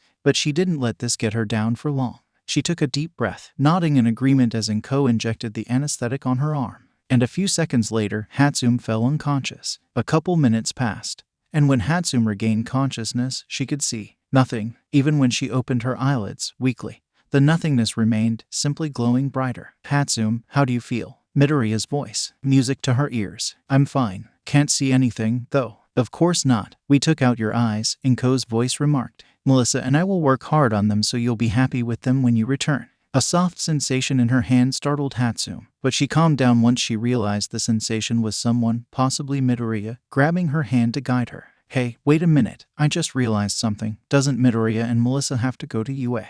I called Principal Nezu and explained to him that I would be running late thanks to your request, Melissa explained. He said it was fine as long as I got ready as soon as the gadget had been dealt with. As for me, Midoriya spoke. I called in to say I had some business to take care of, so I wouldn't be able to go to school today. Hatsume frowned. But Midoriya, what about your classes? I'll just ask Kendo to give me a recap of what went down today. And yes, I know there's also the chance Vlad King will be furious when he finds out I didn't go today, but at least I have a reason why. Hatsume felt Midoriya grabbing her hand tightly, but not enough to crush. It felt more like a protective hold, as if Midoriya wanted to reassure her that nothing bad would happen to her. Now, where would you like to go first? Hatsume chuckled. Did he really just ask the blind girl to effectively lead the way? I'll go wherever you want to go, Midoriya. In that case, I know just where to start. Hatsume sat down on a bench, in what she assumed to be a place close to a beach, going by what sounded like waves crashing on the shore. The girl was curious why this was Midoriya's first place to go to, but she decided to go along with it. She couldn't exactly take the lead and go somewhere else. And we're here, Midoriya voiced, getting her attention. Dagaba Municipal Beach Park. What? Midoriya, did I hear you right? She asked. I mean, isn't Dagaba Municipal Beach Park more of a dumpster nowadays? Not anymore, because some anonymous person was nice enough to clean the beach. I know you can't see it, but there's not a speck of garbage in the vicinity. Okay, new plan. As soon as Hatsume's eyes were done, they had to go back so she could see the beach for herself. Midoriya, if you don't mind me asking, why did you take me to a beach? Just then, Midoriya loosened his grip on Hatsume's hand, so the girl tightened her own grip and grabbed his arm with her free hand. She made sure not to get too close. She knew doing such a thing would just scare him, which would make him separate from her. Don't worry, Hatsume, Midoriya remarked, his oblivious tone doing nothing to calm the girl's fears. I'm not going anywhere. Why, you better not. The boy paused. Okay, let's do something. We'll sit on the sand, and I'll tell you what I wanted to do here, okay? Hatsume just nodded, and next thing she knew, Midoriya took her to a place closer to the waves and sat down. The sand felt nice, and the louder sounds of the waves crashing in the shore had a soothing feeling that helped Hatsume forget her fear that Midoriya was going to go away and leave her behind. It didn't completely go away, though, as the girl had clung to the boy's arm. I'm sorry if this makes you uncomfortable, but, Hatsume sighed, I just don't feel safe without knowing you're near me. Midoriya brushed Hatsume's hair. Hatsume, you know that no matter what happens, I'll always be there for you. I'm sorry, Midoriya, I really am, but I just can't find it in myself to believe you. I feel like, any second after you let go, the hero killer is going to come out of nowhere and finish what he started. Yep, even months after the event. And several months since the hero killer was still spotted, the girl was still terrified of the prospect of him appearing and killing her. Sure, it was unlikely. Sure, there was a chance he'd kill a dozen heroes before he'd ever think of killing a support student. And sure, he could very well not appear until years down the line. None of that mattered. What mattered was that he blinded her, and he was still out there. To Hatsume, without Midoriya or mechanical eyes, it was a matter of time before she was found, hugged, and Midoriya. The hug tightened, confirming it was Midoriya who was giving Hatsume a showcase of affection. What are you doing? I couldn't think of anything else to do, so I was hoping this would be enough to cheer you up, he answered, before he brushed her hair again. I can't just stand and watch you be scared like that. Hatsume eventually hugged back, letting out a chuckle as she quipped, well, you've always been unable to refuse a call for help. Midoriya smiled, though Hatsume couldn't see it. And in your case, I'm very glad I didn't refuse it. Hatsume blushed brightly. And Midoriya, what are you saying? Midoriya began to separate from Hatsume, but unlike last time, the girl gathered her composure and didn't try to force him to stay put, which was good, since she'd need all her energy for what he'd say next. I'm saying that I want to protect you. Hatsume raised an eyebrow, so Midoriya explained. When I snatched you away from the hero killer, I had no idea what to do. Sure, helping you get your eyesight back was the obvious thing to do, but after that, I was at a loss. And you just kept coming back. Hatsume blushed a little at the statement. She remembered how, in the 10 months leading to the entrance exam, she would drop by the Midoriyas more and more often, initially just to try and test her mechanical eyes. But eventually, she started dropping by just because. And then, she began to feel a little disillusioned when told Midoriya wasn't around. And now, she had just tried to stop him from leaving her. I think I understand. Was she too obvious? You're scared that if I leave you alone, Stain will kill you, right? Phew, false alarm. Why yes, she stammered. That's it. Well, I want to let you know that, no matter what happens, I'll be around to protect you. Midoriya patted Hatsume's back. Even if you think you're alone, you won't. Because I'll be with you, protecting you and making sure nothing bad happens to you. A white flash happened, and Hatsume felt something very light land on her hair. Not that she gave much thought of it before she suddenly stated, I want to protect you too. Midoriya said nothing. And after a short pause, Hatsume continued, It's not fair that you want to protect me without getting anything as a result. You have a future hero career. And you have a potentially crazy stalker who wants you for herself. Midoriya nervously chuckled. Okay, Mina definitely didn't give the impression of being pleasant, but I don't think she's that crazy. Whatever. Hatsume twiddled her fingers. The point is, I want to help you, just as you've helped me. So, if you say you want to protect me, then I'll protect you back. Hatsume. His voice had a hint of relief in it. I don't know how long it'll take, but I'll find a way to have your back, Midoriya. With that, the teenagers patted each other's back and remained silent as the sounds of the waves and the seagulls adorned the atmosphere. And then Midoriya scoffed. You know, it's been almost over a year since we first met. Shouldn't you be calling me Izuku already? Hatsume pushed Midoriya away and flailed her arms. Are you crazy? That's way too fast. We're good friends, not boyfriend and girlfriend. Midoriya chuckled. Sorry, I just wanted to give you a piece of your own medicine. You jerk. Midoriya kept laughing, but it didn't have a hint of malice. It was just playful, friendly, the kind that anybody could join in without looking like an utter jerk. And Hatsume did just that.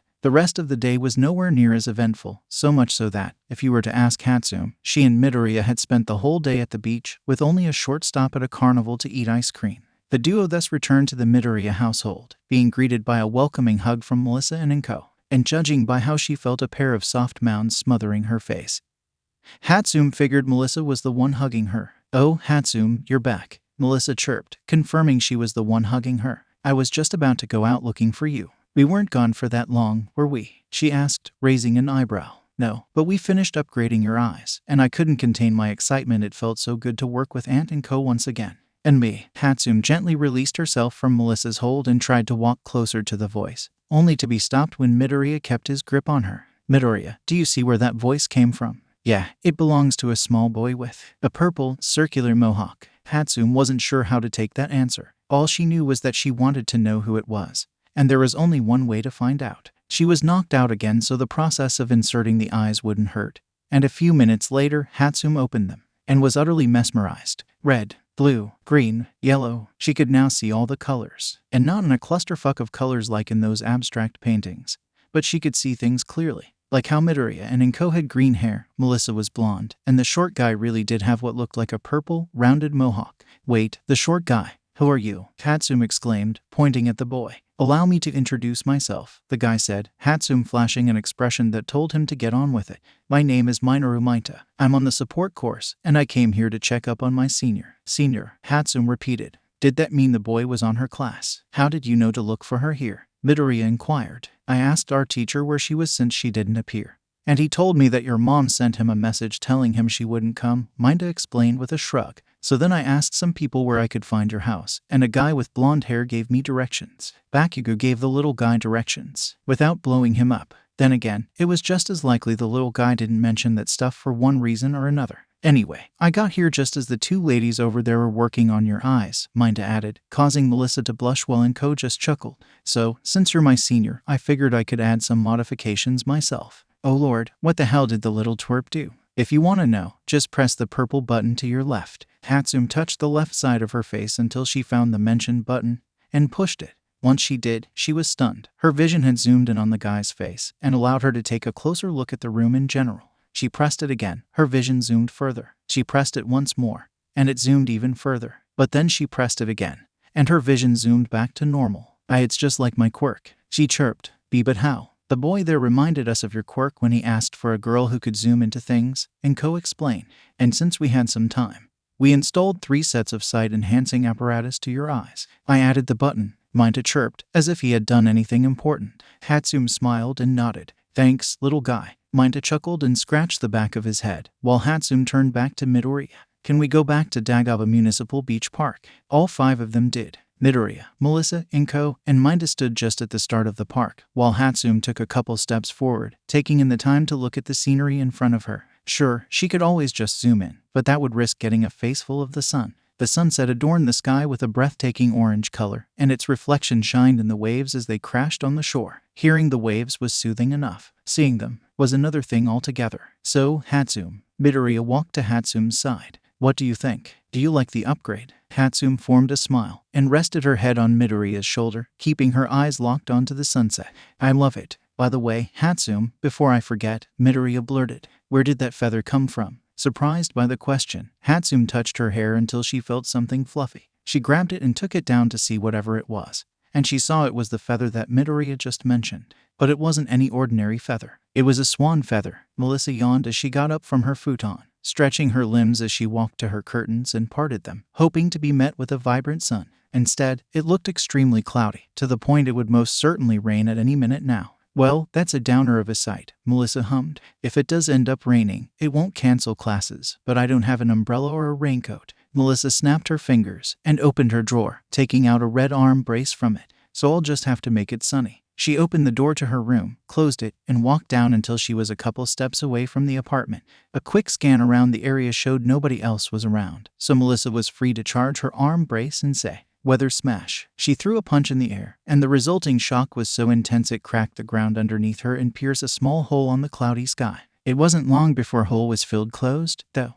I guess I should have seen this coming. Melissa eyed the brace. The all brace was created to contain Uncle Might's immense power, but my current control is nowhere near that.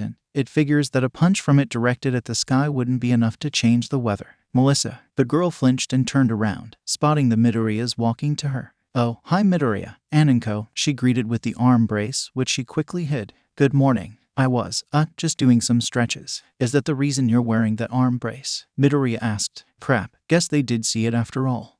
Yeah, it's an arm brace I designed myself." Melissa nervously presented the brace. "You see, and my quirk releases a lot of force, enough to break my bones even, so I designed this little." Melissa paused. She wanted to say baby, but she feared doing so would summon Hatsume right to her side. "Trinket in order to help me control it better." "Whoa, that's amazing," Midoriya said. "Can I take a closer look?" "Maybe later. For now, you two need to get ready for school," Enko remarked. "Now, Izuku, do you mind going back and get changed while I talk with Melissa?" Sure." The boy walked back to his room, and Enko grabbed Melissa's hand. "Let's go to your room." For a famous scientist's daughter, Melissa didn't live particularly luxurious. In fact, her room was quite humble. A TV, a futon, a desk, and some instant good as well as a cooking machine were all that was present. "I still think this room is a little empty," Enko remarked. "I'll work with what I got until I get some more money," Melissa said in response. "Anyway, what did you want to talk to me about?" Enko turned to Melissa, put her hands on the table, and sighed. "Have you told Izuku about your quirk yet?" Melissa flinched. She figured Enko would ask her this question eventually, just not so suddenly. She got the idea to lie and say yes, but Enko's concerned expression convinced her to change her plans. After all, Enko could tell a liar from a mile away. "No, I wanted to tell him yesterday, but I got cold feet and told him I was worried about the moving." Which, I mean, that's also true, but not nearly as important. Enko took a deep breath. "Melissa, I know you don't like keeping secrets from people, mostly because you can't exactly hide them without acting so weird. People end up finding about them eventually." Melissa chuckled and scratched the back of her head, flashing a sheepish smile. "What I'm trying to get at is, are you certain that you want to tell Izuku about your quirk? Perhaps the reason you got cold feet yesterday was because you weren't actually sure about your decision." Melissa lowered her head. "A part of me wants to forget about it and keep him in the dark. But another part of me is telling me that if he has to learn about the quirk, it should be from my own mouth, not his own deductions." "So, you recognize that he could figure it out on his own?" Enko folded her arms. "Izuku's a smart kid, so if you decide not to tell him, it might not be long before he finds out on his own. And Enko, no offense, but you're doing a terrible job at convincing me this is a good idea." "I'm not trying to convince you to do anything. I'm just stating the facts. In the end, the only one that can decide whether to tell Izuku you have one for all or not is you." Then Enko thought about it and blurted something that caught Melissa's attention. "Although, maybe getting All Might's opinion wouldn't hurt." "Of course, Uncle Might. He's the one who handed her the quirk. It would only be fair to get his opinion on whether to tell Izuku or not before doing it. And since he had to keep his quirk's nature a secret ever since he got it, he'll definitely have a better understanding of the situation, right?" "Right. Wait, crap, she was going to run late. And this time, she wouldn't have an excuse. Sorry, Aunt Enko, but I gotta go." One quick change of clothes later, Melissa bolted out of the room, leaving Enko to pray that Melissa would get an answer on what to do eventually. Melissa entered the train and sat down mere seconds before it drove off, sending her sliding slightly to the side. She quickly grabbed onto the armrest and took a deep breath. "Okay, Melissa, stay calm. You're going to go to Uncle Might's office as soon as you can. You're going to ask him for his opinion on the matter, and then you'll decide whether to tell." The girl paused and slowly turned around to meet the confused looks of Midoriya and Hatsume. "Midoriya, Hatsume, how long have you been there?" "Since the train took off," Hatsume answered. "I mean, we're all heading to UA. It's only natural we'd take the same train."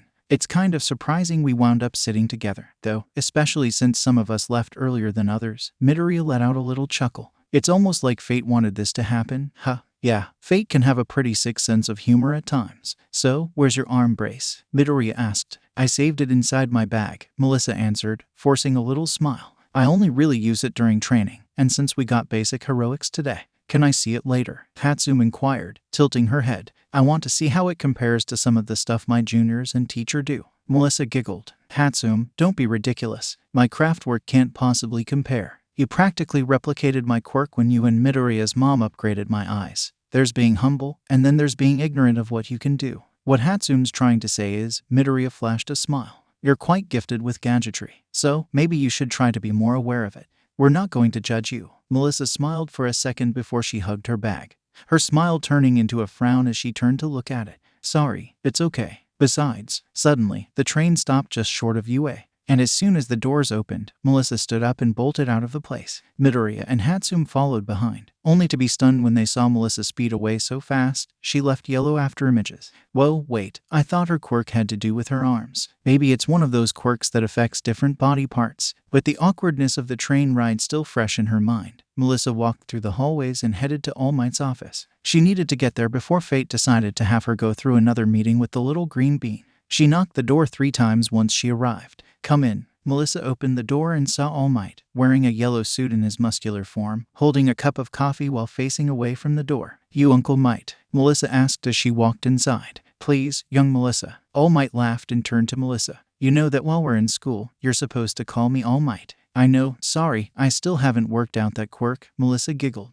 And speaking of quirks, before you continue, please close the door. Melissa obliged, and as soon as he locked the door as well, All Might blew up in a smoke cloud. He emerged from the cloud looking like a lanky skeleton, his clothes fitting him a little less tightly than before. Phew, thanks for that. The man sat down on his desk and took a deep breath. I need to recharge as much as I can. I got 2 hero course classes to give and I feel like they're going to take a while. Anyway, what did you want to talk about, young Melissa? Melissa sat down next to the lanky man. It's about One for All. All Might paused and took a sip of his coffee. Is something wrong with it? No, in fact, I think I might be able to increase the output I can use from 8% to 12% by the end of this week. Melissa scratched her cheek. What I wanted to discuss you was about the idea of letting someone know about it. Young Melissa, the more people know about One for All, the much greater risk it runs at its true nature being discovered, All Might calmly pointed out. And once the truth about One for All comes to light, the villains will take every advantage they can get with it. I know, Melissa whined. All Might sighed. So, who did you tell about it? Jay just Aunt and Co so far. Ah, and Co Midoriya. I saw her a couple times while she and David were still co-workers. All Might flashed a little smile. She was quite a woman, dependable, supportive, always ready for everything. It truly was sad when she stopped showing up. I think it was a good call to tell her. She won't tell anybody about it no matter what. Thanks, but there's another person I'm debating on telling about One for All. All Might's smile vanished and he took a sip of his coffee. It's her son, Izuku Midoriya. All Might spat out his drink, before spitting some blood during a coughing fit. Uncle Might, are you all right? Cough? Why yeah, just cough. You surprised me, that's all. The man wiped the blood off his mouth. Izuku Midoriya. Do you really think he's someone worthy of knowing about One for All? Melissa twiddled her fingers. I was hoping you could help me decide whether I should tell him or not. All Might shook his head. I'm afraid you got the wrong person. During my entire time with One for All, I never told a single person about its existence. Not my closest friends, not my family, not even your father knew about it. Melissa pouted.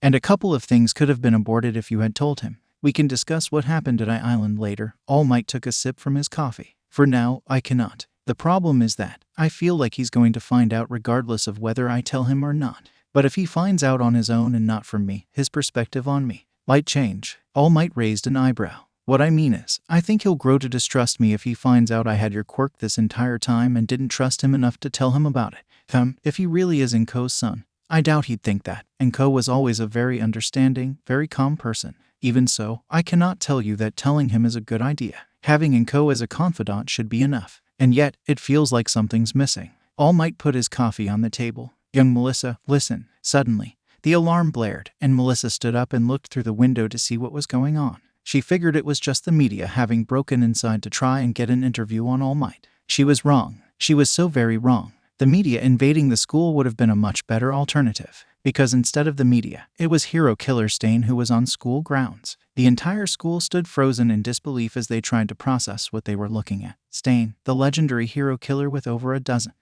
hero kills under his belt, was now around the school, surrounded by promising hero students and everybody else. HMPH, I can sense their fear towards me. Good. That will make it easier to tell who's a faker and who's a legitimate hero. Suddenly, the alarms blared, which brought a smile to the killer's face. Any hero will take that as a sign to act. Now, to wait and see how long it takes before a genuine hero comes to the fray. This can't be happening. This can't be happening. This can't be happening. Young Melissa, please calm down, All Might said as he walked to the girl's side and patted her back. Freaking out isn't going to help anybody. I know, but can you blame me? Melissa pointed at the window. Just look through the window and you'll see why I can't help but freak out. All Might obliged, and as soon as he saw through the window, his reaction was nowhere near as extreme as Melissa had expected. Sure, he looked shocked, but that was about it. The hero killer's here. All Might scratched his chin. But how could that be possible? His last known location was nowhere near UA's location. Who cares how he got here? What matters is the fact that he's even here, Melissa exclaimed, flailing her arms. If the hero killer is here, then that can only mean one thing.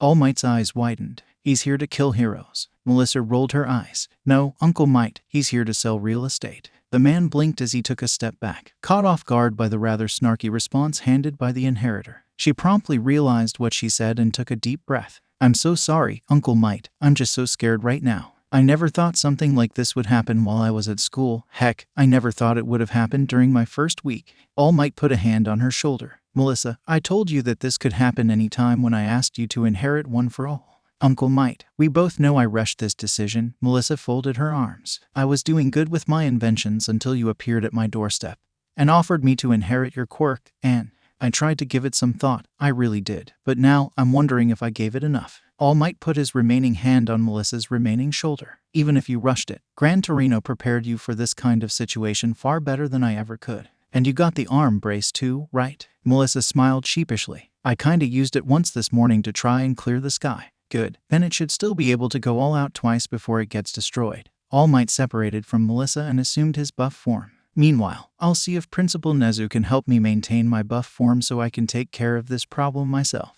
But until then, Melissa looked at her fist. It'll be up to me. Well, you and the teachers that show up to help, All Might pointed out. Anyway, I gotta go. Get ready and be careful. As sure. The muscular man walked to the door, unlocked it, pausing as he grabbed the doorknob. Oh, and young Melissa. The girl turned to the man and received a flashy thumbs up and toothy smile. Good luck. Melissa nodded with a smile. Same, Uncle Might. The man left, and Melissa took the moment to open her bag and take out the arm brace. She equipped the brace and clenched her fist, causing yellow electricity to surge through the brace. Guess I'll get to test this thing in a battle. Hatsume was this close to shitting bricks. Not only had the security at UA been trespassed, something that wasn't thought possible once the upgrades had been made, but the trespasser was none other than the guy who blinded her, hero killer Stain. Even as she walked with Mina at the far end of the evacuating group of students, her legs shook and she wobbled all over the place, almost tripping over the tiny boy in one instance. Calm down, Hatsume.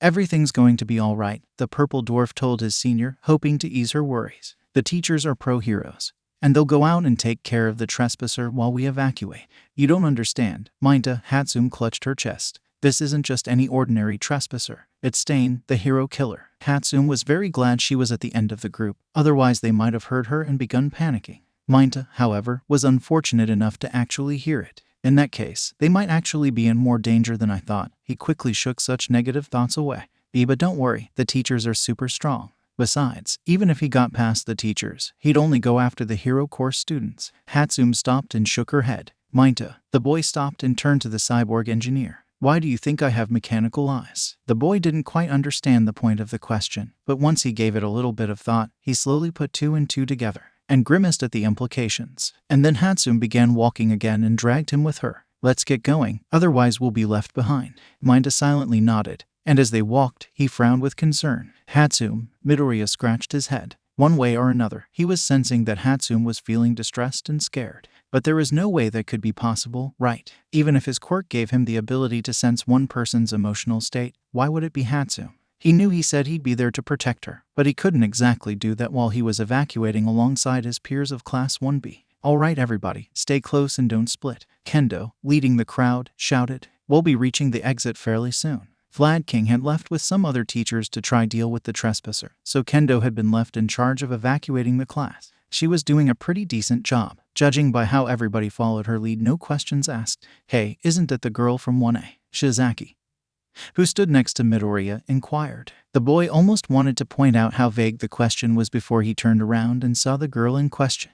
It was Mina Ashido, who looked at her surroundings before she went downstairs. Midoriya, I feel like she's up to something. Shizaki clasped her hands. This might sound bad to you, but could you see what she's doing? I'll cover for you. Did Midoriya hear that right? Shizaki, who up until this point had been shown to be somewhat abrasive, was now asking him to check on someone, and was even willing to cover for him in case his absence was noticed. Well, the boy was curious about what Mina was doing, so, all right, thanks Shizaki. The vine-haired girl nodded, and the boy separated from the group, power walking fast enough down the stairs to find Mina leaning against a corner of the wall, touching something on her ear. And a new layer of his quirk must have awakened, because despite her whispering, he managed to hear her clearly. Stain, how's your situation? Midoriya's eyes widened. It could be better. The hero killer swiftly dodged Eraserhead's scarf, and Present Mike's Titanic At the same time, he tried to dash forward to them, but Midnight appeared in front of him and released her sleeping gas, forcing the vigilante to back away. This, however, brought him right to Vlad King's arms, who promptly used his quirk to trap both of them into a blood-made jacket. This, in turn, prompted Stain to touch his arm with his glove, which had a pink palm, with the pink underside causing part of the blood to melt, and the pain to make Vlad King release the both of them. This let Stain jump to and rest on a tree. I'm getting overwhelmed, but the gadgets made with your quirk are making it a lot less of a hassle, Stain said, looking at his pink-palmed glove. How are you doing on your end? No response. Ashido, can you hear? Crack. Midoriya kicked the remains of the earpiece away while locking hands with Mina, his eyes glaring right into her own as he sternly asked, Ashido, why were you talking with Stain just now? The girl's shocked expression soon contorted into a grin of malice, and a second later she began overpowering Midoriya. You're a smart guy, Midoriya. I'm pretty sure you can figure it out on your own. Midoriya tried to overpower Mina again, but she proved to have just enough strength to lock them both into a stalemate. Don't tell me, you and Stain are in cahoots. Mine began moving, and the guy couldn't help but move as well. Cahoots? Oh no, Midoriya, her smirk widened. I'm not just in cahoots with him. By the time they stopped, Midoriya turned back to see they were facing the other staircase, this one leading down to what looked like a window. I'm his apprentice. Mina pushed Midoriya forward, and the boy screamed as he hit the ground with a loud thud. Izuku, Hatsume, and Mida stopped on their tracks, the former covering her mouth and looking at the ground. That was the first time, consciously or otherwise, that she had called Midoriya by his first name, but the real thing that caught her attention was the fact she had sensed the fact Midoriya was in pain at all. Who's Izuku? Mida asked. It's Midoriya's first name, Hatsume answered, earning a confused look from Mida. The guy with green hair whose quirk gives him swan wings. You saw him at the house when I got my eyes. Oh, that guy. You think he's in problems? I can sense he's in danger, but I don't know how that's even possible. Maybe it has something to do with that glowing feather on your hair. Flinching, Hatsume reached for her hair and took out the feather, lowering it to her face to see that yes, it was indeed glowing. Except it wasn't constant. The feather glowed for a moment, before turning back to normal, then glowed again, then back to normal, rinse and repeat until Hatsume made a horrific conclusion. He's in danger. Midoriya groaned as he rubbed his back. Moments before Mina walked up to him, grabbed him by the neck and lifted him. I'm sorry that I have to do this, Midoriya, I really am. Mina spoke without a hint of dishonesty. But you have to understand that Stain needs to give a message to the generation of fakers in this school. Mina threw Midoriya away, and the boy weakly stood up. Generation of fakers? What are you even talking about? How did you even become Stain's apprentice? Mina took a deep breath and folded her arms as she slowly walked to Midoriya. Imagine this, a little girl is born in a town that doesn't like mutants. Though her quirk is an emitter, her wild looks gets her discriminated as a fake mutant. Eventually, her parents are forced to kick her out when the discrimination reaches dangerous levels. And the girl is left alone, no money, no family, nothing but the clothes she wears to survive in a world that has already rejected her. Midoriya flinched, the story sounding eerily similar to his own life story. Sure, he wasn't kicked out of the house, but the discrimination? Even if he was being told rather than shown, his decade of bullying made him get a general picture of what Mina had gone through. She pleads constantly, hoping to find just one person, not even a hero, just a person who'll accept her for who she is and give her the home that her city denied her. Mina stopped right in front of Midoriya, her eyes forming a furious expression. Nobody listens, except for one individual. She grabbed Midoriya's collar. Hero killer Stain. She threw Midoriya to the ground and wrapped his arm behind his back. He takes her in and teaches her the ways of the world. How all heroes except All Might are fakers who only care about fame, money, or other unheroic ideals like love. He teaches her how in this world, heroism has gone from being an honorable concept into a mere gimmick made to further motivate the fakers. Mina rolled up Midoriya's sleeve and pressed her fingertips on his arms, releasing a mild acid as she continued. He teaches how, if she wants to have a home, if she wants to get back everything the heroes couldn't get back for her, that she'll need to learn his ways in order to take it back by herself. And he only asks one thing in exchange. Mina increased the severity of the acid, causing Midoriya to scream in pain. Help him spread his message through any means necessary. Determining the best place to attack, determining which fake hero needs to die next. Mina began giggling, though in a twisted way, it seemed like she was crying as well. Even going so far as to attack students, heroes or otherwise. It was this statement that caused Midoriya to stop screaming. His rage slowly surfaced as he turned to flash a glare at Mina, his eyes glowing orange. Even so, this wasn't enough to get the girl to stop her assault. Stain attacked and blinded Hatsume 10 months before the entrance exam.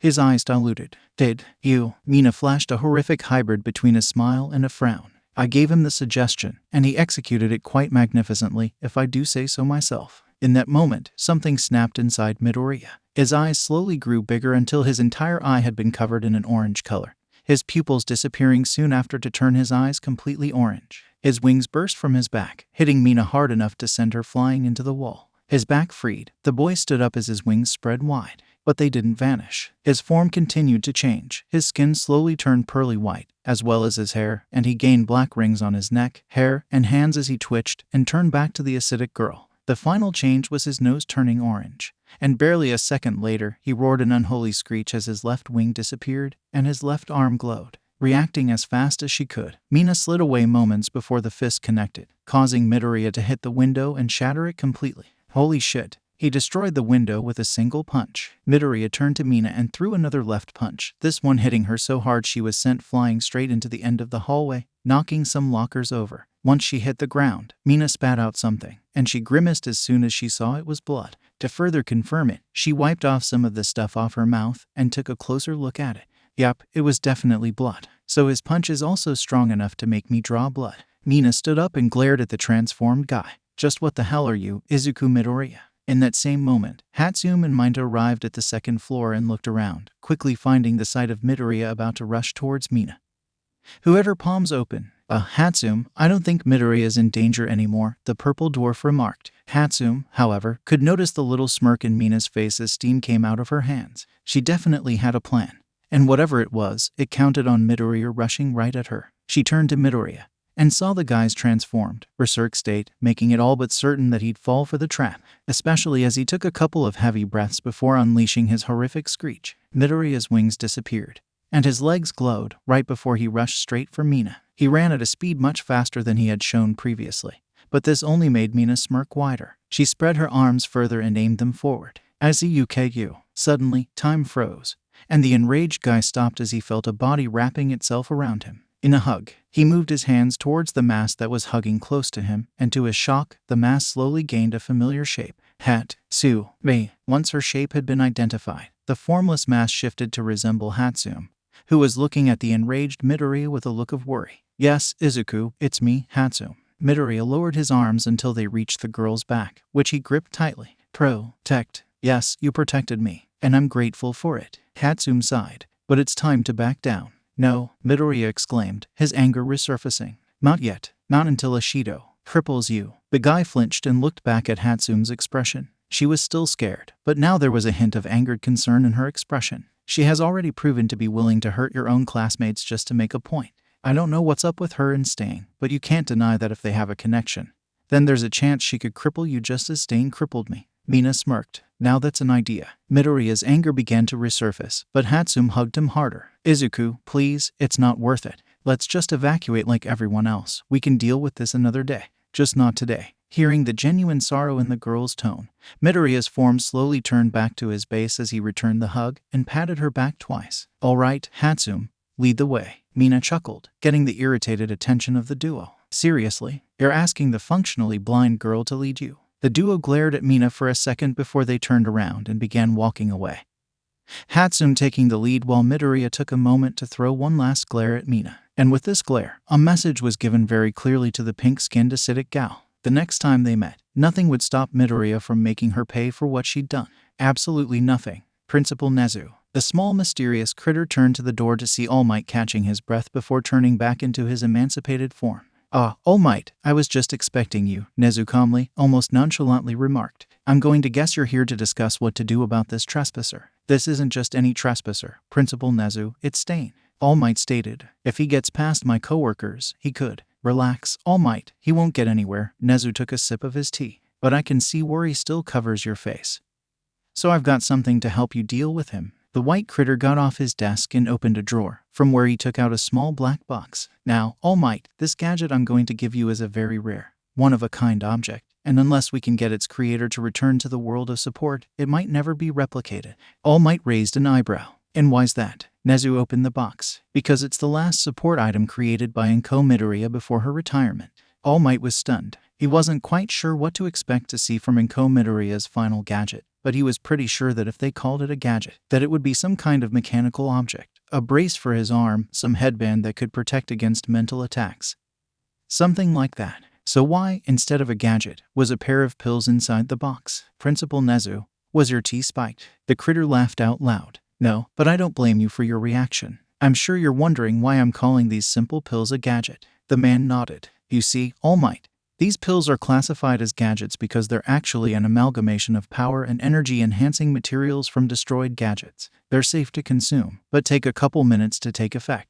All Might took a closer look at the pills. "So, if I take these pills, will I get enough power to repel back the hero killer?" Nezu nodded. "But the pills won't work for long, and once their effect's finished, you'll be locked on your weakened form for 24 hours. All Might nearly dropped the pills in shock. "Gee, that's way too big of a risk to take." And sending Melissa's shield to distract the hero killer wasn't a big risk. All Might, but quickly regained his composure. Of course the principal knew what he did. He was practically the smartest thing in the world. How wouldn't he know? "If you want, we can cancel the classes you would have given today until the effect of the pills has worn off, and you can return to your buff form." Nezu scratched his chin. "Although, considering our school was trespassed by a serial killer, we may need to cancel the rest of the day in order to improve our defenses." Nezu shrugged. "Anyway, take the pills now, and in a few minutes you should gain enough power to deal with the hero killer." All Might took a deep breath, grabbed a cup of tea served by Nezu, and he swallowed the pills before he sat down and waited for them to take effect. "I just hope these pills take effect before that guy hurts Melissa too badly. She'll manage him on her own." Nezu put her arms behind his back. "After all, you picked her as the 9th inheritor of One for All for a reason." All Might smiled wide. "Yes, I did." Stain took a breath of disappointment at the teachers of UA. Some who were tied up in Eraserhead's scarf, while the rest stood back, catching their breath with burn marks on their outfits. "This is truly saddening," the hero killer stated. "To have so many fakers try and fail to prove their worth in this world of heroes. People like you are an insult to heroism," says the guy who goes around killing heroes. Eraserhead stated sternly. Stain huffed. "I don't kill heroes. I kill fakers who spread a bad name of heroism to the masses." Then he brandished his knives, which, in fact, sounds like a very apt description of all of you right now. Hero killer Stain. Suddenly, someone jumped off from the second floor and landed right in front of the damaged teachers. This someone was Melissa, still in her uniform but wearing her arm brace. "Who are you?" Stain sternly asked. "And why have you come for the set of these fakers?" "I'm Melissa Shield," Melissa answered as she clenched her fists. "As for why I'm here, well," Melissa smiled as she took a battle stance. "Aren't heroes supposed to put their lives on the line for the sake of others?" "This one," Stain smirked. "This one is a real hero." Melissa sprung forward and shot a punch, which Stain blocked with his swords. They got slightly cracked from impact, which sent Stain slightly far away, but not much else happened after that. "It is sad to think that I have to hurt you, maybe even kill you," Stain said with a smile. "Your words and actions are proving to be more heroic than the fakers behind you." Melissa raised an amused eyebrow. "Well, thank you, but I'm afraid that's not going to deter me from giving you a fistful of justice." Melissa sprung forward again and threw another punch, this one being dodged by the hero killer. He gripped his damaged sword and swung it, but Melissa simply kicked the blade hard enough to snap it in two, the sharp point landing far away. Stain quickly swung his other sword, but Melissa jumped over it and swung her kick down, hitting Stain right in the head. However, the hero killer simply pushed Melissa back and threw some knives at her, which she dodged with a roll and a couple jumps. Except for the last one. Ouch! Stain bolted straight for the knife, grabbed it, and put it close to his mouth as he revealed his tongue. Ew, he's going to lick that after it was on the ground. Wait a minute, he's heading for the bloodied part. Sensing danger, Melissa dashed for Stain and kicked the bloodied knife away, before jumping away from his blade swing. She didn't get far before her wound acted up and made her drop to the ground, though. Impressive, Stain flashed a smile. You figured out my quirk requires me to ingest a person's blood, so you sped up and stopped me from consuming it. Actually, I never thought that had anything to do with your quirk. I just thought you were a weirdo, is what Melissa wanted to say. But, why yeah, that's right. You're nowhere near as subtle as you think you are. Selfless and intuitive, you really are worthy of being a hero. Stain took a deep breath. It truly is sad that fate decided we have to fight. Undeterred by his words, Melissa ran towards Stain and threw another punch, only for it to be caught by Stain, whose gauntlet's acidic underside caused Melissa to scream in pain as she backed away and clutched her hand. I'm sorry that I have to pull such a dirty trick on a genuine hero such as yourself, Stain remarked as he lowered his gauntlet. But I need to send a message to the world of heroics. Those gauntlets, they have a similar acidic property like Mina's. Melissa grimaced. Wait, could that mean? Hearing the sound of a metal being picked up, Melissa bolted straight for Stain and, enhancing her punch with one for all, she swung it and struck the blade so hard, it shattered to pieces. With Stain distracted by the sudden attack, Melissa then moved her percentage of one for all from her fist to he leg, and kicked the hero killer hard enough to send him crashing right into a wall. The pain on her leg acted up, though, and she dispersed one for all as she got on her knees, and then Stain came out of the wall, saw it crack and create an opening, then ignored it and walked towards Melissa. He's not going into the school. Isn't that the reason he's here? Melissa shook her head. Stain, where did you get those gauntlets? The serial killer stopped and looked at his gauntlets. They're normal gauntlets my apprentice modified so their underside had the same ability as herself. The teacher's eyes widened, and Melissa began shaking as she quickly processed what that meant. Mina is your apprentice. It appears the cat is out of the bag, Nezu remarked, looking at the. Stain has revealed the identity of his inside agent. Stain had an inside agent in the school, All Might asked, earning a nod from the critter. Who is it? Nezu took a sip of his tea. Mina Ashido. All Might felt a chill run down his spine. Young Ashido did seem a little more abrasive and antagonistic than his other students, but he figured it was the same case as with young Bakugo, that she just so happened to have an abrasive personality despite her heroic ambitions. Never would he have thought, let alone humored the idea, that she was actually the apprentice of the most infamous hero killer in Japan. Now only one question remained. What does this mean for young Ashido? She'll be detained and questioned about her relationship with Stain, as well as her goals. Nezu took another sip of his tea. Depending on what she says, we might need to put her under rehabilitation at best, or expel her at worst. All Might winced, but he understood. Even in the best-case scenario, having young Ashido run free simply wasn't an option, especially if a little idea All Might had that moment was true. Ugh. Oh my, Nezu laughed. It seems the pills are starting to take effect. Melissa kept shaking as the hero killer arrived to her, and helped her stand up. Even so, he did nothing as the girl kept trembling, her eyes showing a vivid display of disbelief. It can't be true. Mina can't. Why you can't? If it makes you feel better, true heroine. I didn't force her to do anything, Stain sighed, his tone lacking any hint of malice or dishonesty. I found her on the streets, abandoned by her family and left to rot by the fake heroes of society. Melissa kept trembling as Stain took out a knife. I took her in, taught her the cruel ways of the world, and in return, she helped me better prepare myself to deal with the fakers that destroyed the innocent child she used to be. It can't be. Even if the world is cruel, even if the world is tough, Mina couldn't. She wouldn't. Suddenly, Melissa dropped to the ground, finding her body almost completely paralyzed. She could at least get up, but that wasn't much comfort when she couldn't even stand fully straight up. Then she looked up, and saw Stain was holding a bloodied knife, retracting his tongue as he looked at her. What? As a token of good faith, let me tell you what my quirk actually does. Stain saved the knife and turned around. By ingesting someone's blood, I can paralyze them for a set amount of time, with the resulting time depending on their blood type. The ones to stay paralyzed the longest are B types, followed by A, and O is the one who recover the quickest. Melissa cursed her blood type falling somewhere in the middle, and the longest anybody can stay paralyzed is 8 minutes. Stain turned to the captured teachers. Now if you excuse me, I have to deal with the fakers who got lucky enough to get you as a student.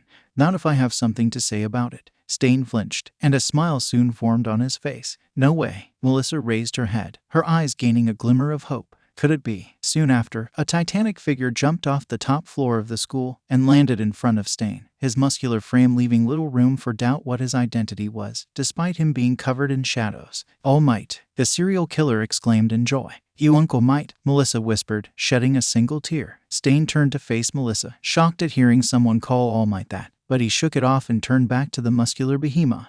All Might, it's truly an honor to meet. All Might said nothing, but he did glance at the defeated teachers and narrowed his eyes. Go ahead, All Might. You're the only hero worth killing me, Stain stated with giddy excitement. Make me pay for what I've done today. I will make you pay. All Might spoke, a slight reverb on his voice. But I will not kill you. Stain looked shocked at this statement for about a second before he smiled and closed his eyes. Of course you wouldn't kill me. You're the ultimate hero, after all. All Might reeled his fist back. I will send you to Tartarus now. Stain lowered his head. Okay, do what you wish. Tartarus smash. All Might shot his fist right at the serial killer, and he was sent flying, presumably straight to the prison named Tartarus. With him gone, he looked at Melissa, helped her stand up, and hugged her. You Uncle Might. As Stain H had an eye inside agent, Melissa said, trying to fight back the paralysis so she could return the hug. It was. Young Nishido, I know, All Might responded. Principal Nezu figured it out a moment ago, and he went to detain young Nishido personally. He was watching.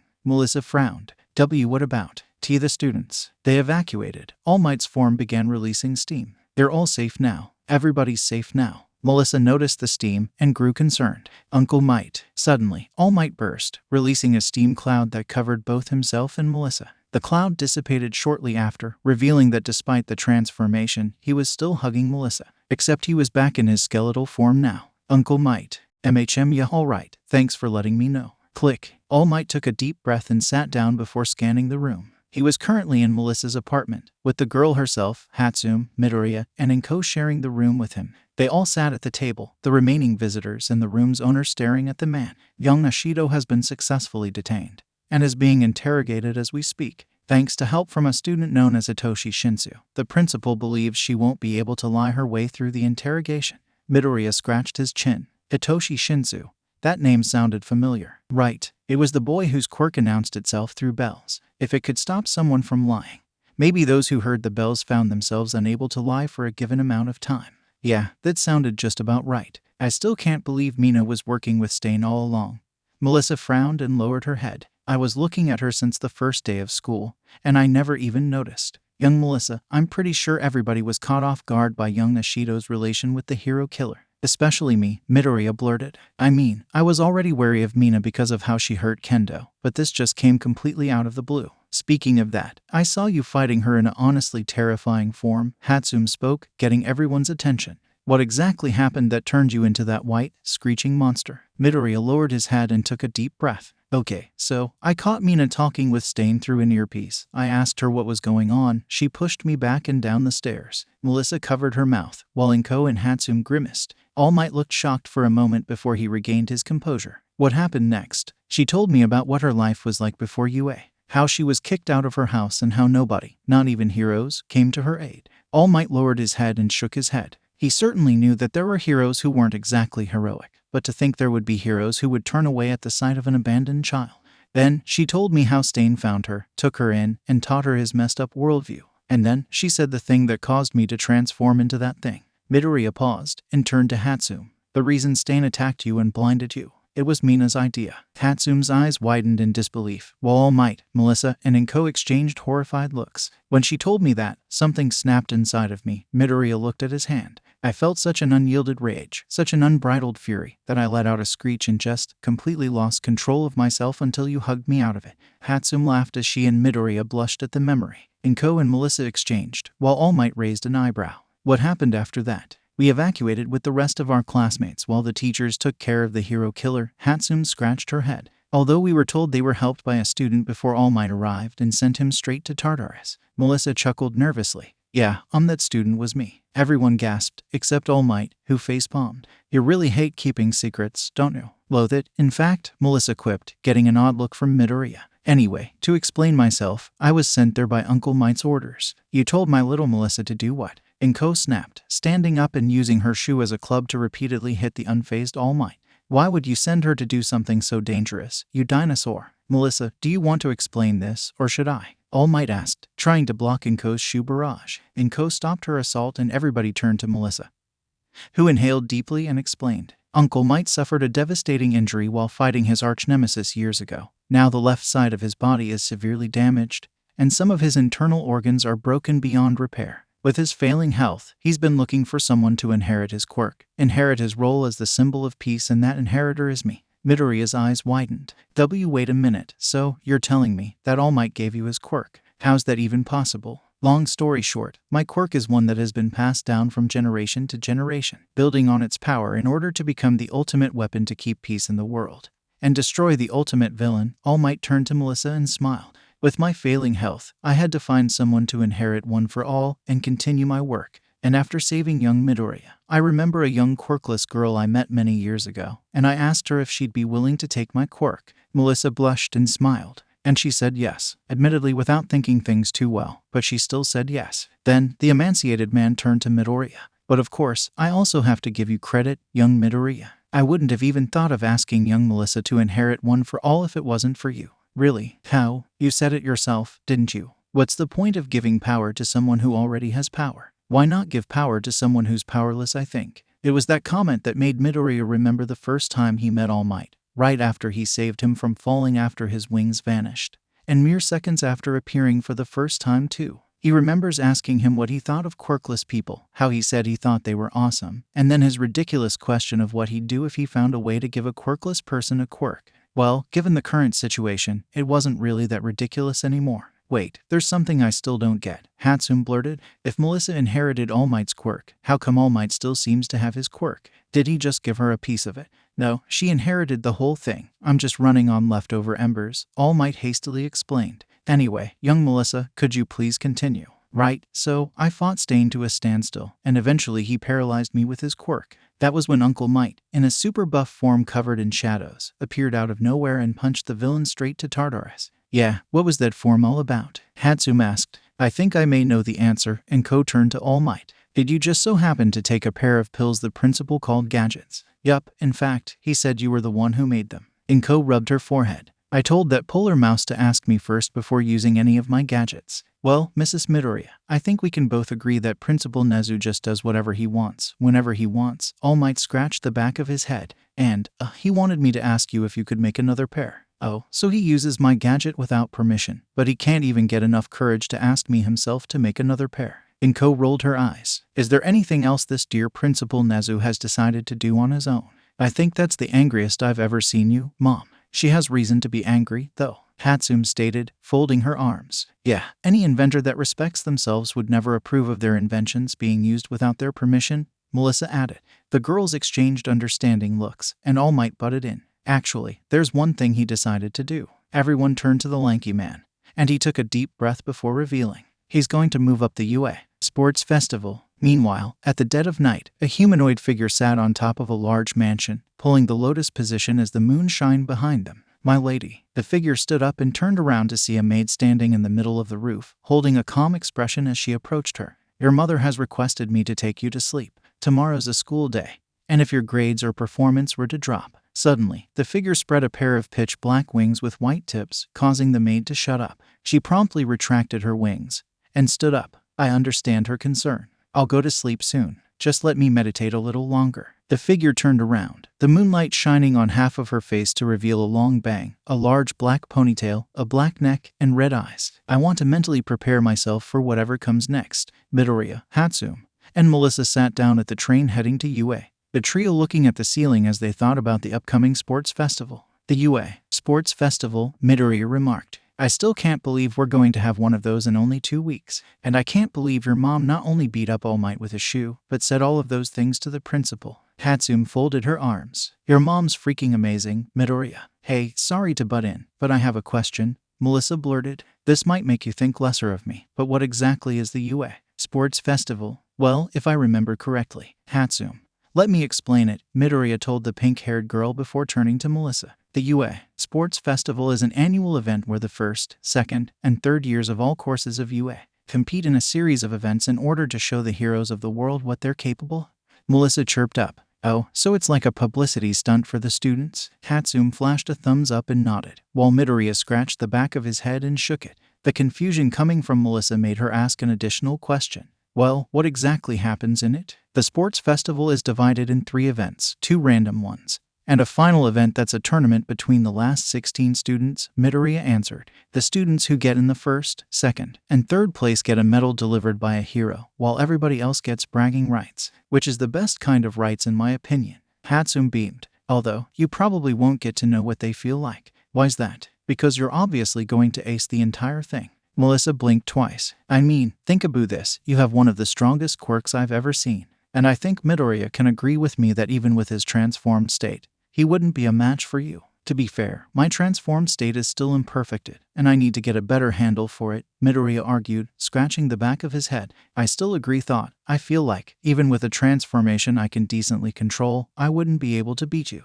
Melissa slyly smiled and got an idea, which she whispered to Midoriya's ear. Well, guess once you get a better handle of it, we should give your theory a shot. The train stopped, and Melissa was the first to leave, followed by Midoriya and Hatsume. The duo remained right at the gate, while Melissa continued to walk, folding her arms behind her back and, unbeknown to the duo, holding a smile on her face. Hey, Midoriya, what did Melissa tell you? She told me that once I get a better handle of my transformation, that we should test my theory that I wouldn't be able to beat her. Midoriya scratched his chin. I think that means she wants me to fight her in my transformed state. Well, technically speaking, she got her quirk because of you, so maybe that's her way of thanking you for it.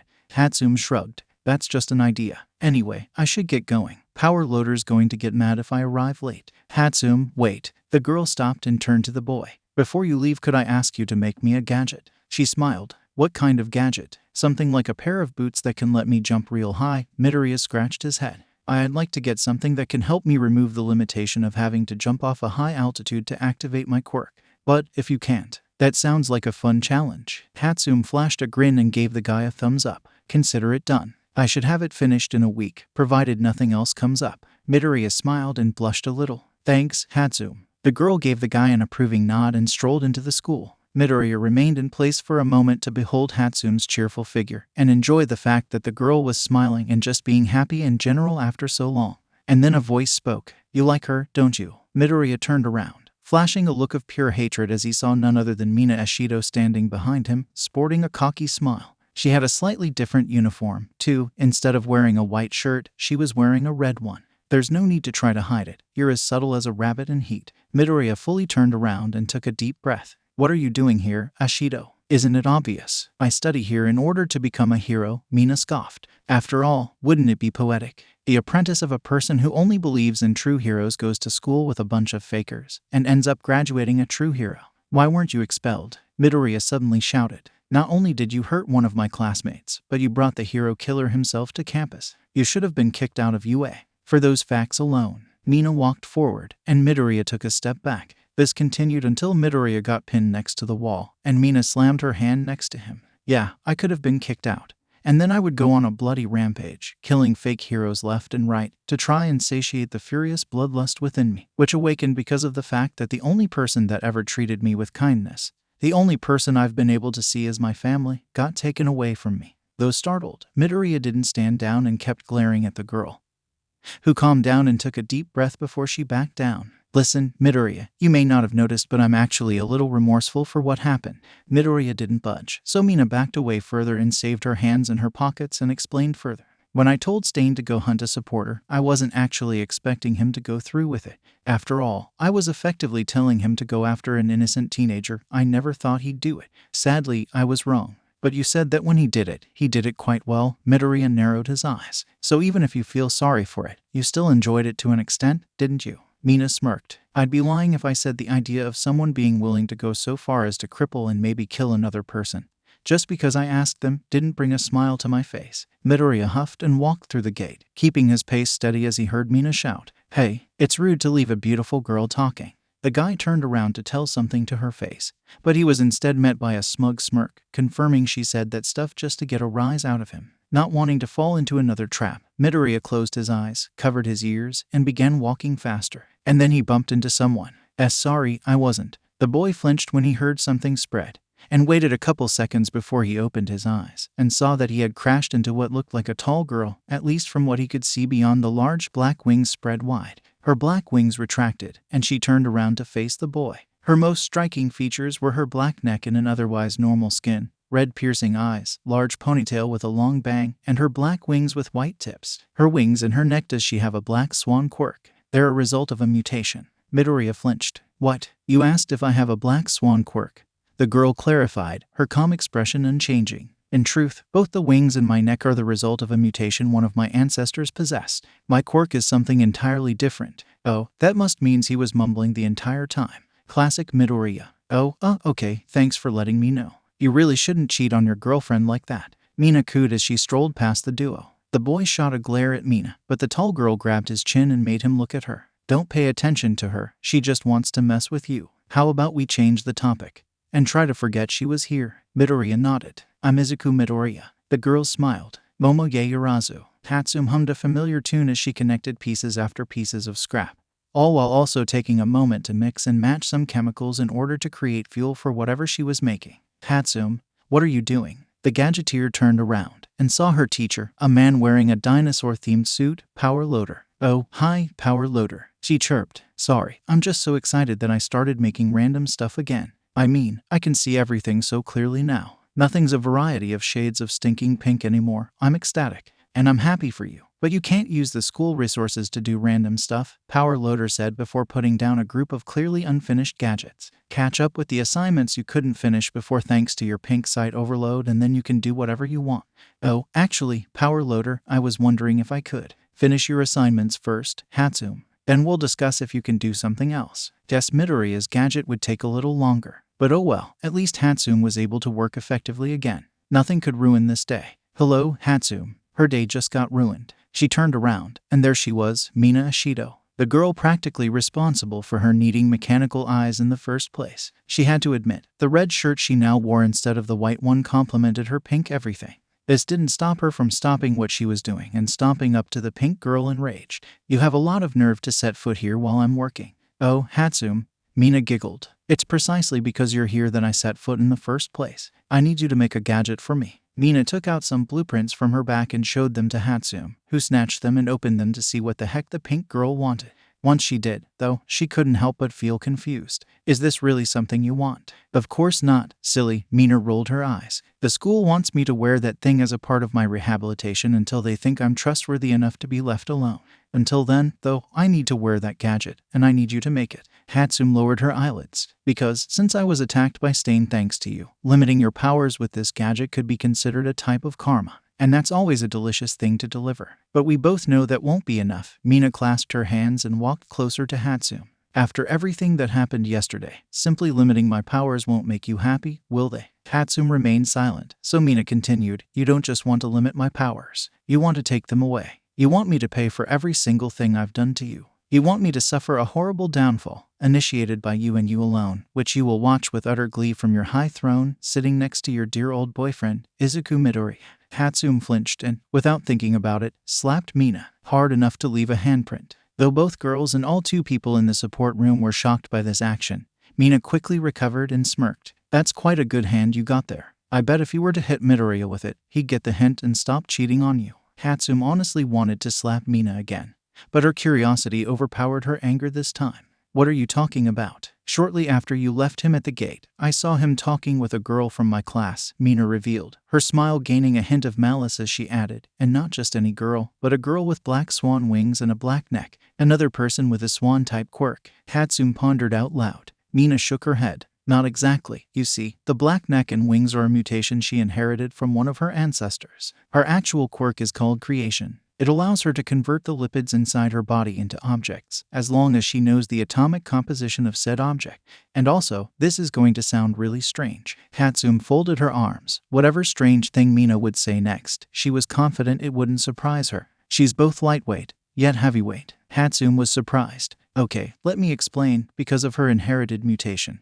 Her bones are partially hollow and her body, in general, is lightweight. However, in order to make her quirk somewhat useful, she has thicker layers of fat around her body, mostly on the nice places like chest and the butt, in order to make her heavyweight enough to possess enough lipids to make creation somewhat useful. Hatsume failed to see how that really explained anything, but this was something she'd felt much more comfortable talking to the actual user rather than Stainet over here. Fine, I'll get your gadget done by the end of the day, she finally spoke. Come to the support department before you leave once classes are over, okay? Yup. Now, one more question before I leave. Hatsume groaned. What more could she even say? Just tick off and let the girl pick up the pieces of her life. It's about the sports festival. Okay, now she definitely had her attention. You see, it's such an important event.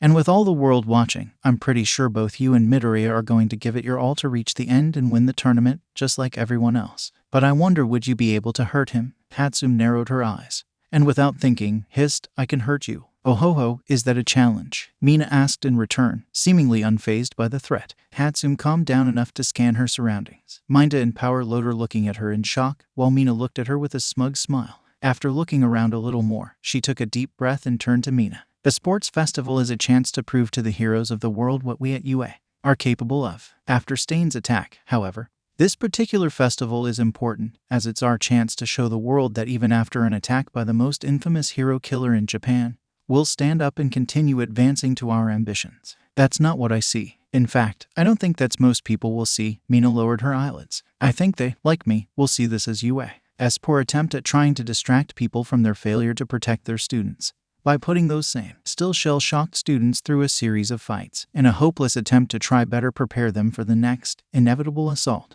Hatsume clenched her fist. Whatever they think, this is our chance to prove that we.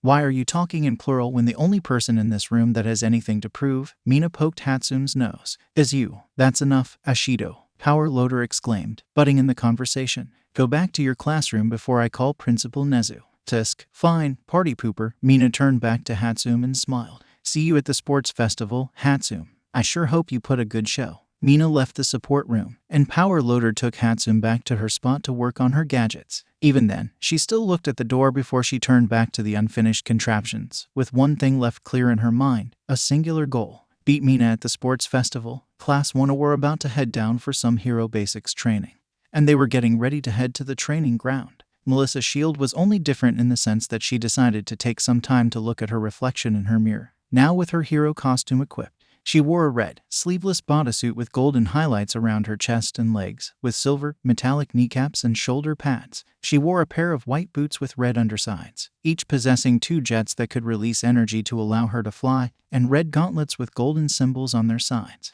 Finally, she had a red helmet with a white visor that covered her eyes, a pair of mechanical earmuffs attached at the sides, and a black choker that was really just cosmetic. Still surprised, Melissa turned around and saw Uraraka, also in her hero costume, standing nearby and looking at her with a smile. Yeah, it's weird, isn't it? Melissa looked at her palm and clenched it. I've wore this suit a couple of times already, and yet I still can't believe that I'm actually wearing it. Heck, I still can't believe I'm still part of the hero course at all. It's okay. I thought this would happen after I read about you online, Uraraka replied, continuing as Melissa blushed slightly. You were working to be an inventor so you could create stuff for heroes. So you probably never imagined yourself ever training to become one. You read about me online. Melissa pointed at herself. Yep, you're quite famous like that. Uraraka grabbed Melissa's hand with her own. And about the fact you still haven't gotten used to it, don't worry, that's not weird at all. It took me months to process the fact I got into the hero course at all. Melissa smiled and nodded. Thanks, that relieves me a little. Uraraka released Melissa's hand and scanned her.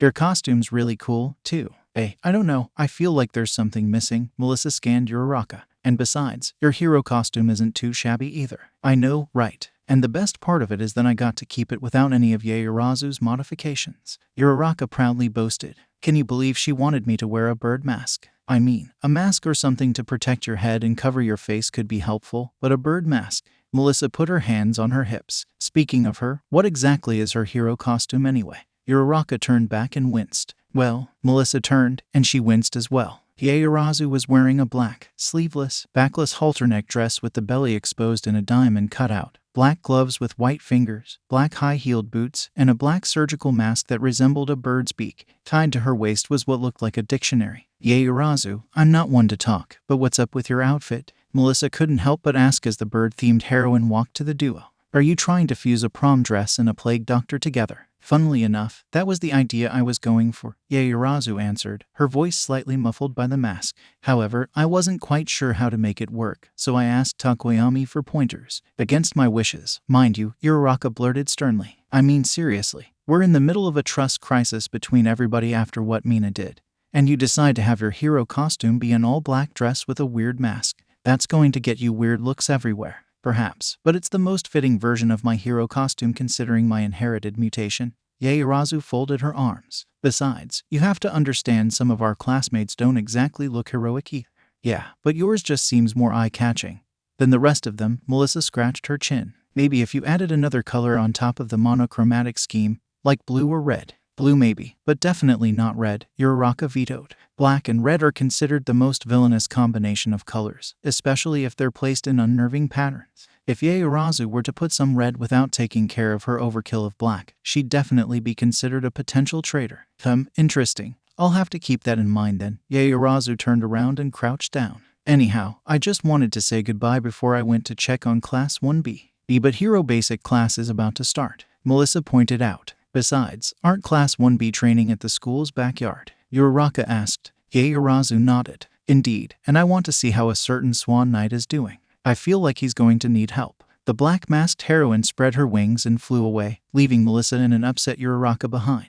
Swan Knight, Melissa parroted, scratching her cheek. It's a medieval tale. The girls turned around and saw a familiar face approaching them, Denki Kaminari, the blonde class clown of Class 1A. The basic tale goes like this. A damsel is in danger, and a mysterious rescuer, sometimes a knight, appears in a swan rowboat to become her protector, the only condition he gives being that he must never be asked his name. That kinda sounds like Midoriya, minus the riding a swan-driven boat part. Melissa folded her arms. If I remember correctly, he went to the beach one day with this girl named Hatsume and declared his intention to protect her while I was helping upgrading her robotic eyes. Ah, just like the story. How romantic, Uraraka said, clasping her hands cheerfully. But wait, why would Yaoyorozu want to see Midoriya if she's really talking about him? Well, I don't like heading into the gutter, but both she and Midoriya are around the age where they'd like to experiment, if you know what I mean. Kaminari folded his arms. She most likely doesn't know about this Hatsume girl, so she probably wants to see if Midoriya can become her mate. Uraraka and Melissa exchanged concerned expressions. Midoriya, in his usual analytical ways, was looking at the training of the rest of his classmates and taking notes on what could and couldn't improve. First, he saw Yanagi levitate a group of small objects, then shoot them forward like projectiles, which were easily deflected by Oasis' rod. His thoughts were to have her try to lift heavier objects, but then he remembered her limit, so he decided to keep this one on pause. Then, he turned to Kodai, who increased the size of her bow staff until it was twice her own height. She tried to swing it at Kendo, but the resulting weight tipped off Kodai and made her fall back comically. His thoughts were to try a smaller size next time. Next was Tsunotori, who ran around Kamakiri while shooting a couple horns at a time, each deflected by his mandibles quite easily. He didn't have much thoughts in this part, if only because there were no clear things Tsunotori could improve on besides speed. After that was Komori, who released spores on the ground to create mushrooms just as Shishida rushed at her. The resulting mushroom was big enough to grab them both, and they got stuck in its bouncy head. His thoughts were that he wished he had been her partner instead. That honestly looked like fun. The last girl he looked at was Takage, who split off her arms and legs and hid behind a pillar as she made her legs and arms bothered Tsuburaba. His thoughts were that she could benefit from not playing with her food as much. Actually, another thought popped up. Was he forgetting someone else? Midoriya. The boy flinched, turned around, and he was met with Shizaki's disapproving, pouty face. Hi, Shizaki. Do you need something?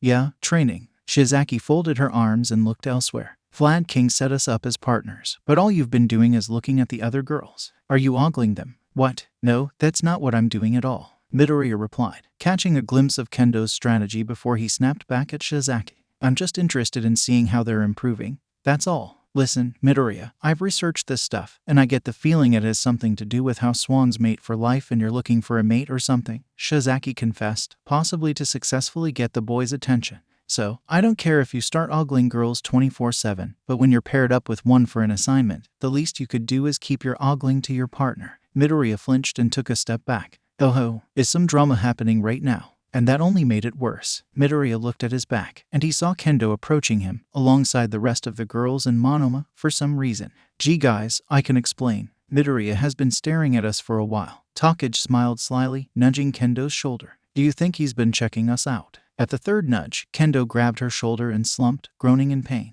Oh, sorry. Was that the shoulder that got burnt? I didn't mean it. It's okay, Takage, I should have gone. You'd do that. Kendo stood back up and took a deep breath. As for you, Midoriya, if something's bothering you, just tell us and we'll help you. Especially if it's about romantic stuff, because that's going to tough to deal with on your own. Monoma shook his head and shrugged.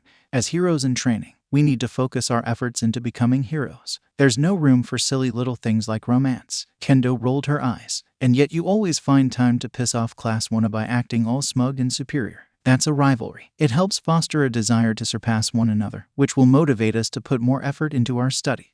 Takage flashed a toothy grin. And what if the rivalry was done with someone you loved? Monoma opened his mouth, paused, and closed it as he got lost in thought, scratching his chin as he walked to a bench to better articulate his thoughts. At this, Takage told Midoriya, "Quick, Midoriya, talk while Monoma's distracted." The boy flinched, and with the girls all surrounding him, he twiddled his fingers and blushed as he explained, "I have been feeling strange lately. I can still analyze heroes, quirks, and strategies like normal, but when I'm here, IICC can't help but keep an eye on you girls." "That's called being horny," Takage blurted. "You can deal with it by." Shizaki slapped Takage with her vines. "What? No vine up my butt. Last person I did that to turned out to be the psychopathic apprentice of Stain." Shizaki folded her arms. "I like to think that helped discover her true nature, so I want to save it in case another potential traitor shows up." Takage grinned. "So you're not against doing that again?" Shizaki blushed and gritted her teeth, prompting Midoriya to get in between. I don't think it's horniness. At least, it might be related." Komori tilted her head. "What's that supposed to mean?" Well, I think if I was horny, I'd be thinking about well, you know, the erogenous things." Midoriya stammered. "But instead, I'm thinking about whether I could spend the rest of my life with you. Or if things would work out. Or how people could see us together." That does sound pretty strange." Takage scratched her chin. "Are you sure you didn't think about our breasts? Or our butts at least once?" Before Takage could continue, a tower of vines sprouted from underneath her and left tangled in the air, a pair of vines covering her mouth as everybody turned to an enraged Shizaki. "If anybody says perverted stuff like that, you'll be next," she snapped. "Midoriya, finish your explanation before we get to that point." "All right, I was more or less finished, though." Midoriya lowered his head and twiddled his fingers again. "I can't help but effectively ogle you, not out of sexual desire, but I think a desire to see if I could spend my life with any of you." "You're looking for a mate, then?" Everybody looked up, and they saw none other than Yaoyorozu, flapping her wings as she looked down at the ground-bound heroes in training. Unfortunately, her arrival coincided with Monoma's return, though his attention was quickly taken by the flying black swan girl.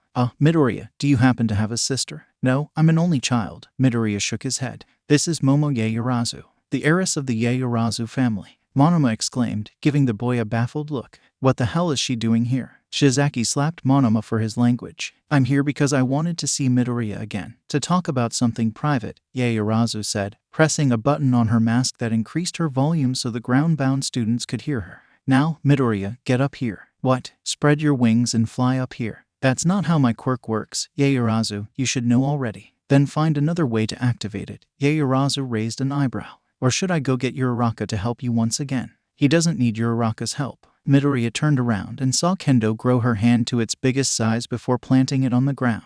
"Come on, Midoriya, get up." "But Kendo, that's the arm that got singed by Mina," Midoriya pointed out. "Won't it hurt if you try throwing me up?" Kendo put her free hand around her arm, right on the spot that got burnt, but she quickly flashed a reassuring smile. "It's okay, Midoriya, I'll be fine." Midoriya frowned, seeing right through Kendo's lie. He scanned the other girls, until he eventually spotted Shizaki, looking at the airborne student with a disapproving glare. "Shizaki," he blurted, getting her attention. "Can you make a vine platform high enough to let me activate my quirk?" Shizaki hummed. "I used up much of my hair keeping Takage in place, but I think I still have enough roots to make you a platform." The vine-haired girl clasped her hands and planted her hair on the ground, with it emerging shortly from underneath Midoriya to create a platform that was as tall as a small building. Midoriya jumped off, and his swing sprouted as soon as he did, allowing him to fly up to Yaoyorozu while Shizaki undid the platform. "All right, Yaoyorozu, I'm here," he said as soon as he reached the bird-masked student. "What do you want?" Yaoyorozu turned off her mask's amplification option, and she flew slightly closer to Midoriya. "The thing that you're going through is what happens to most swans when they reach sexual maturity." Midoriya flew back. Hey now, my quirk might be swan-themed, but it doesn't turn me into a swan." "That doesn't matter. There are studies that indicate that certain quirks themed after animals can cause their user to exhibit that animal's behavior, even if the quirk isn't a mutant type," Yaoyorozu responded, flying closer to Midoriya once again. "For example, my classmate Takoyami's quirk has nothing to do with his mutation, and he shows bird behavior from time to time." Midoriya backed away again, chuckling and blushing a little. "That's something I'd like to see, actually." Suddenly, Yaoyorozu lunged forward, grabbed Midoriya's arms and pulled him closer to herself before trapping him in a hug with his face landing right in between her chest. His wings dissipated into light, and the boy immediately hugged Yaoyorozu back in sheer fear of falling. "Midoriya," Monoma exclaimed in shock before he turned to Kendo. "I have an idea, but I need your help, Kendo." Kendo nodded. "Just tell me what to do and you can consider it done." Back with Midoriya and Yaoyorozu, the boy breathed and blushed heavily as the girl looked down at him, surprisingly calm and collected despite the compromising position they were both in.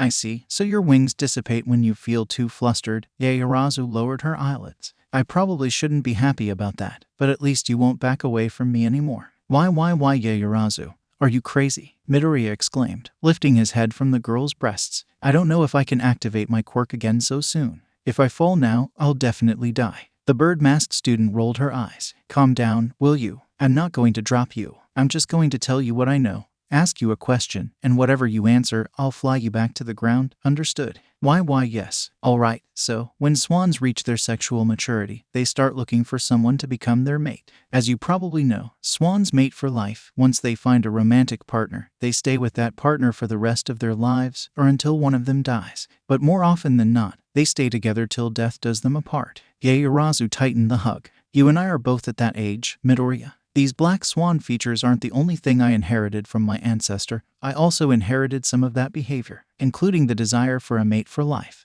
Midoriya frowned. "And you want me to be that mate?" "Let me be blunt, Midoriya, just like you, I haven't been able to take my eyes off my classmates. If we don't find someone to become our mate, we'll keep doing this dance all the way to adulthood. And when adulthood comes, we won't just stop at analysis. We're going to grow bolder, more riskier, and let's just raunchier." Now Midoriya was officially scared. Just what the hell was going through Yaoyorozu's head to make her say that?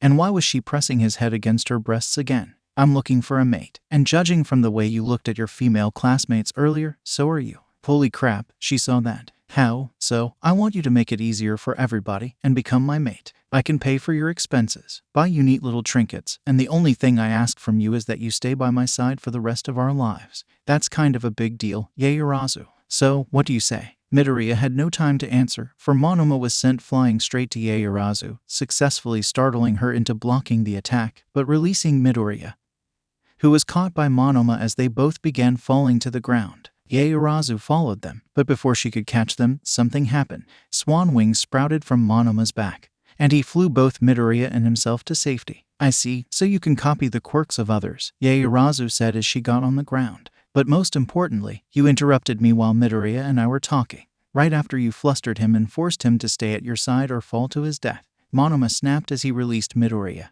and walked up to the bird-masked girl. "I don't know how things work in Class 1A, but here at Class 1B, that's a big no-no." Yaoyorozu grabbed Monoma's shoulder and pushed him aside. She walked straight towards Midoriya, who had just gotten up before he was startled, falling back on the ground again. "Midoriya, I'm still waiting your answer." The boy mumbled and fumbled his words repeatedly, looking practically everywhere but Yaoyorozu in an attempt to regain his composure. "I see, you need time to think about it. Very well, I have hero basic training to get to anyway." Yaoyorozu spread her wings and got ready to fly. "But I expect you to have an answer by the time the sports festival rolls around." Midoriya flinched, remembering that event was coming very soon, and Yaoyorozu plucked one of her feathers and handed it to the boy. "I'll be waiting patiently for your answer, Izuku Midoriya." Yaoyorozu blasted off moments before Midoriya's classmates could catch her, and as she flew away, Midoriya looked at her, then glanced back at the black feather she left behind, curious as of the purpose of the gift. Outside of the door to an anger management class, Bakugo walked out, hands in his pockets and his eyes glued to the road back home. Before he could take a couple steps there, however, he was stopped by a familiar face. "Kirishima," he asked, "what are you doing here?" "I need you to come with me for a moment," the redhead sighed. "I need to go see Mina. And since you're able to somewhat keep her calm, I want you to be there so she doesn't freak out." "Who the hell is Mina?" Bakugo raised an eyebrow. "Are you talking about Pinky?" "Yeah, that's her. You really don't know her name." Kirishima scratched his head. "I mean, you're always keeping an eye on her, especially since she became outed as a traitor. Just because I keep an eye on someone doesn't mean I know everything about them." Bakugo folded his arms. "But if this is about Pinky, then she must be getting into some trouble. Lead the way." Kirishima and Bakugo peeked out from behind a corner and watched as they saw Mina dancing in place, her eyes closed and a wide smile plastered across her face, giving off an aura that she didn't have a care in the world. "Okay, there she is, so what's the problem?" Bakugo squinted his eyes. "She's only dancing. Bakugo nearly gasped once he got a closer look and saw a bird falling to the ground, a knife lodged right through its stomach. Mina, without missing a beat, grabbed the knife and spun before throwing it up again, causing another murdered bird to fall to the ground. Alright, now I see the problem. Bakugo cracked his knuckles. Let me handle this. Bakugo came out of hiding just as Mina got ready to throw another knife, and he unleashed an explosion loud enough to stop the girl on her tracks. Instead of throwing her knife, she kept it on her hand and began spinning it around like it was a pen as she turned to face the explosive blonde.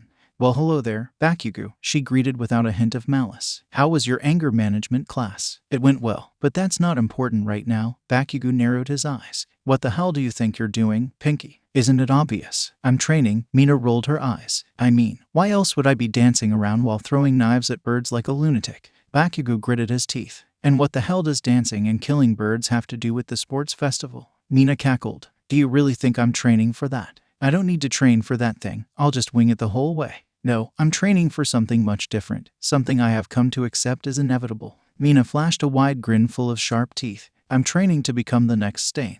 Bakugo flinched. Kirishima gasped. And if there had been anybody else in that spot at that moment, they probably would have shared their shocked expressions. Let's not kid ourselves, Bakugo. I've doomed myself the instant that Swan-Winged Boy from Class 1B revealed my status as Stain's apprentice. Mina stopped spinning the knife and rubbed its handle against her cheek. What was his name? Deku, wasn't it? Bakugo growled. That's not his name. That's just what I call him. Interesting how you always tell him to never give up with that name. Mina smirked. I guess you do have an appreciation for him to an extent, don't you? Stop fucking around. Pinky, explain yourself. Bakugo gave the girl a pointing finger. Why are you dancing and killing birds? Ever heard of killing two birds with one stone? Mina began spinning the knife again. Well, by doing this little training routine. Not only do I train my reflexes to further help me at the sports festival, but it also lets me have enough experience throwing knives so that, when the time comes, I can be just as good a hero killer as Stain himself. Mina eyed the corner. Speaking of stones, however, how long's gonna Kirishima be hiding over there? The redhead promptly came out of hiding. You knew I was here. Not at first, but then I saw your little horns poking out. And I know nobody else with horns like that. Mina shook her head. I mean, it's such a sad attempt at trying to stand out. But I guess I can understand why you'd do something so desperate. Mina flashed an ear-to-ear grin. After all, you were so hard to spot in a crowd before. Though briefly stunned by this statement, Kirishima quickly caught his composure and took a couple steps forward. Mina, please, you don't have to do this. The acidic girl stopped spinning her knife and frowned. I don't have to do what? Just because you were raised by the hero killer himself doesn't mean you have to follow in his footsteps, Kirishima stated, clenching his fist. You want to be a hero, right? Mina paused for a moment and lowered her knife. I want to be a true hero, separate from the plagues of self-serving, glory hound fakers that infest the market and give a bad name to heroism. Then, she aimed her knife at the boys, causing them to take a defensive stance. But now, I wonder, are either of you potential true heroes? Kirishima and Bakugo exchanged confused looks, but didn't drop their guard. First, Bakugo. Mina aimed her knife at the explosive blonde. What's your reason to become a hero? Isn't it obvious? To become number one. Suddenly, the knife was flung right at Bakugo, grazing his cheek as it narrowly missed him. By the time he realized what happened, his wound was bleeding. Overinflated egos are not a good thing for a hero to have. Mina grabbed another knife and aimed it at Kirishima. Now you, Kirishima. Honestly, you're one of the few people I care about in this cruel, unfair world of ours, so I'm going to give you an easy question. Kirishima narrowed his eyes, unsure of how to feel about the revelation. There's a person in danger and nobody else is coming to help them. Mina raised an eyebrow. What will you do? Save them?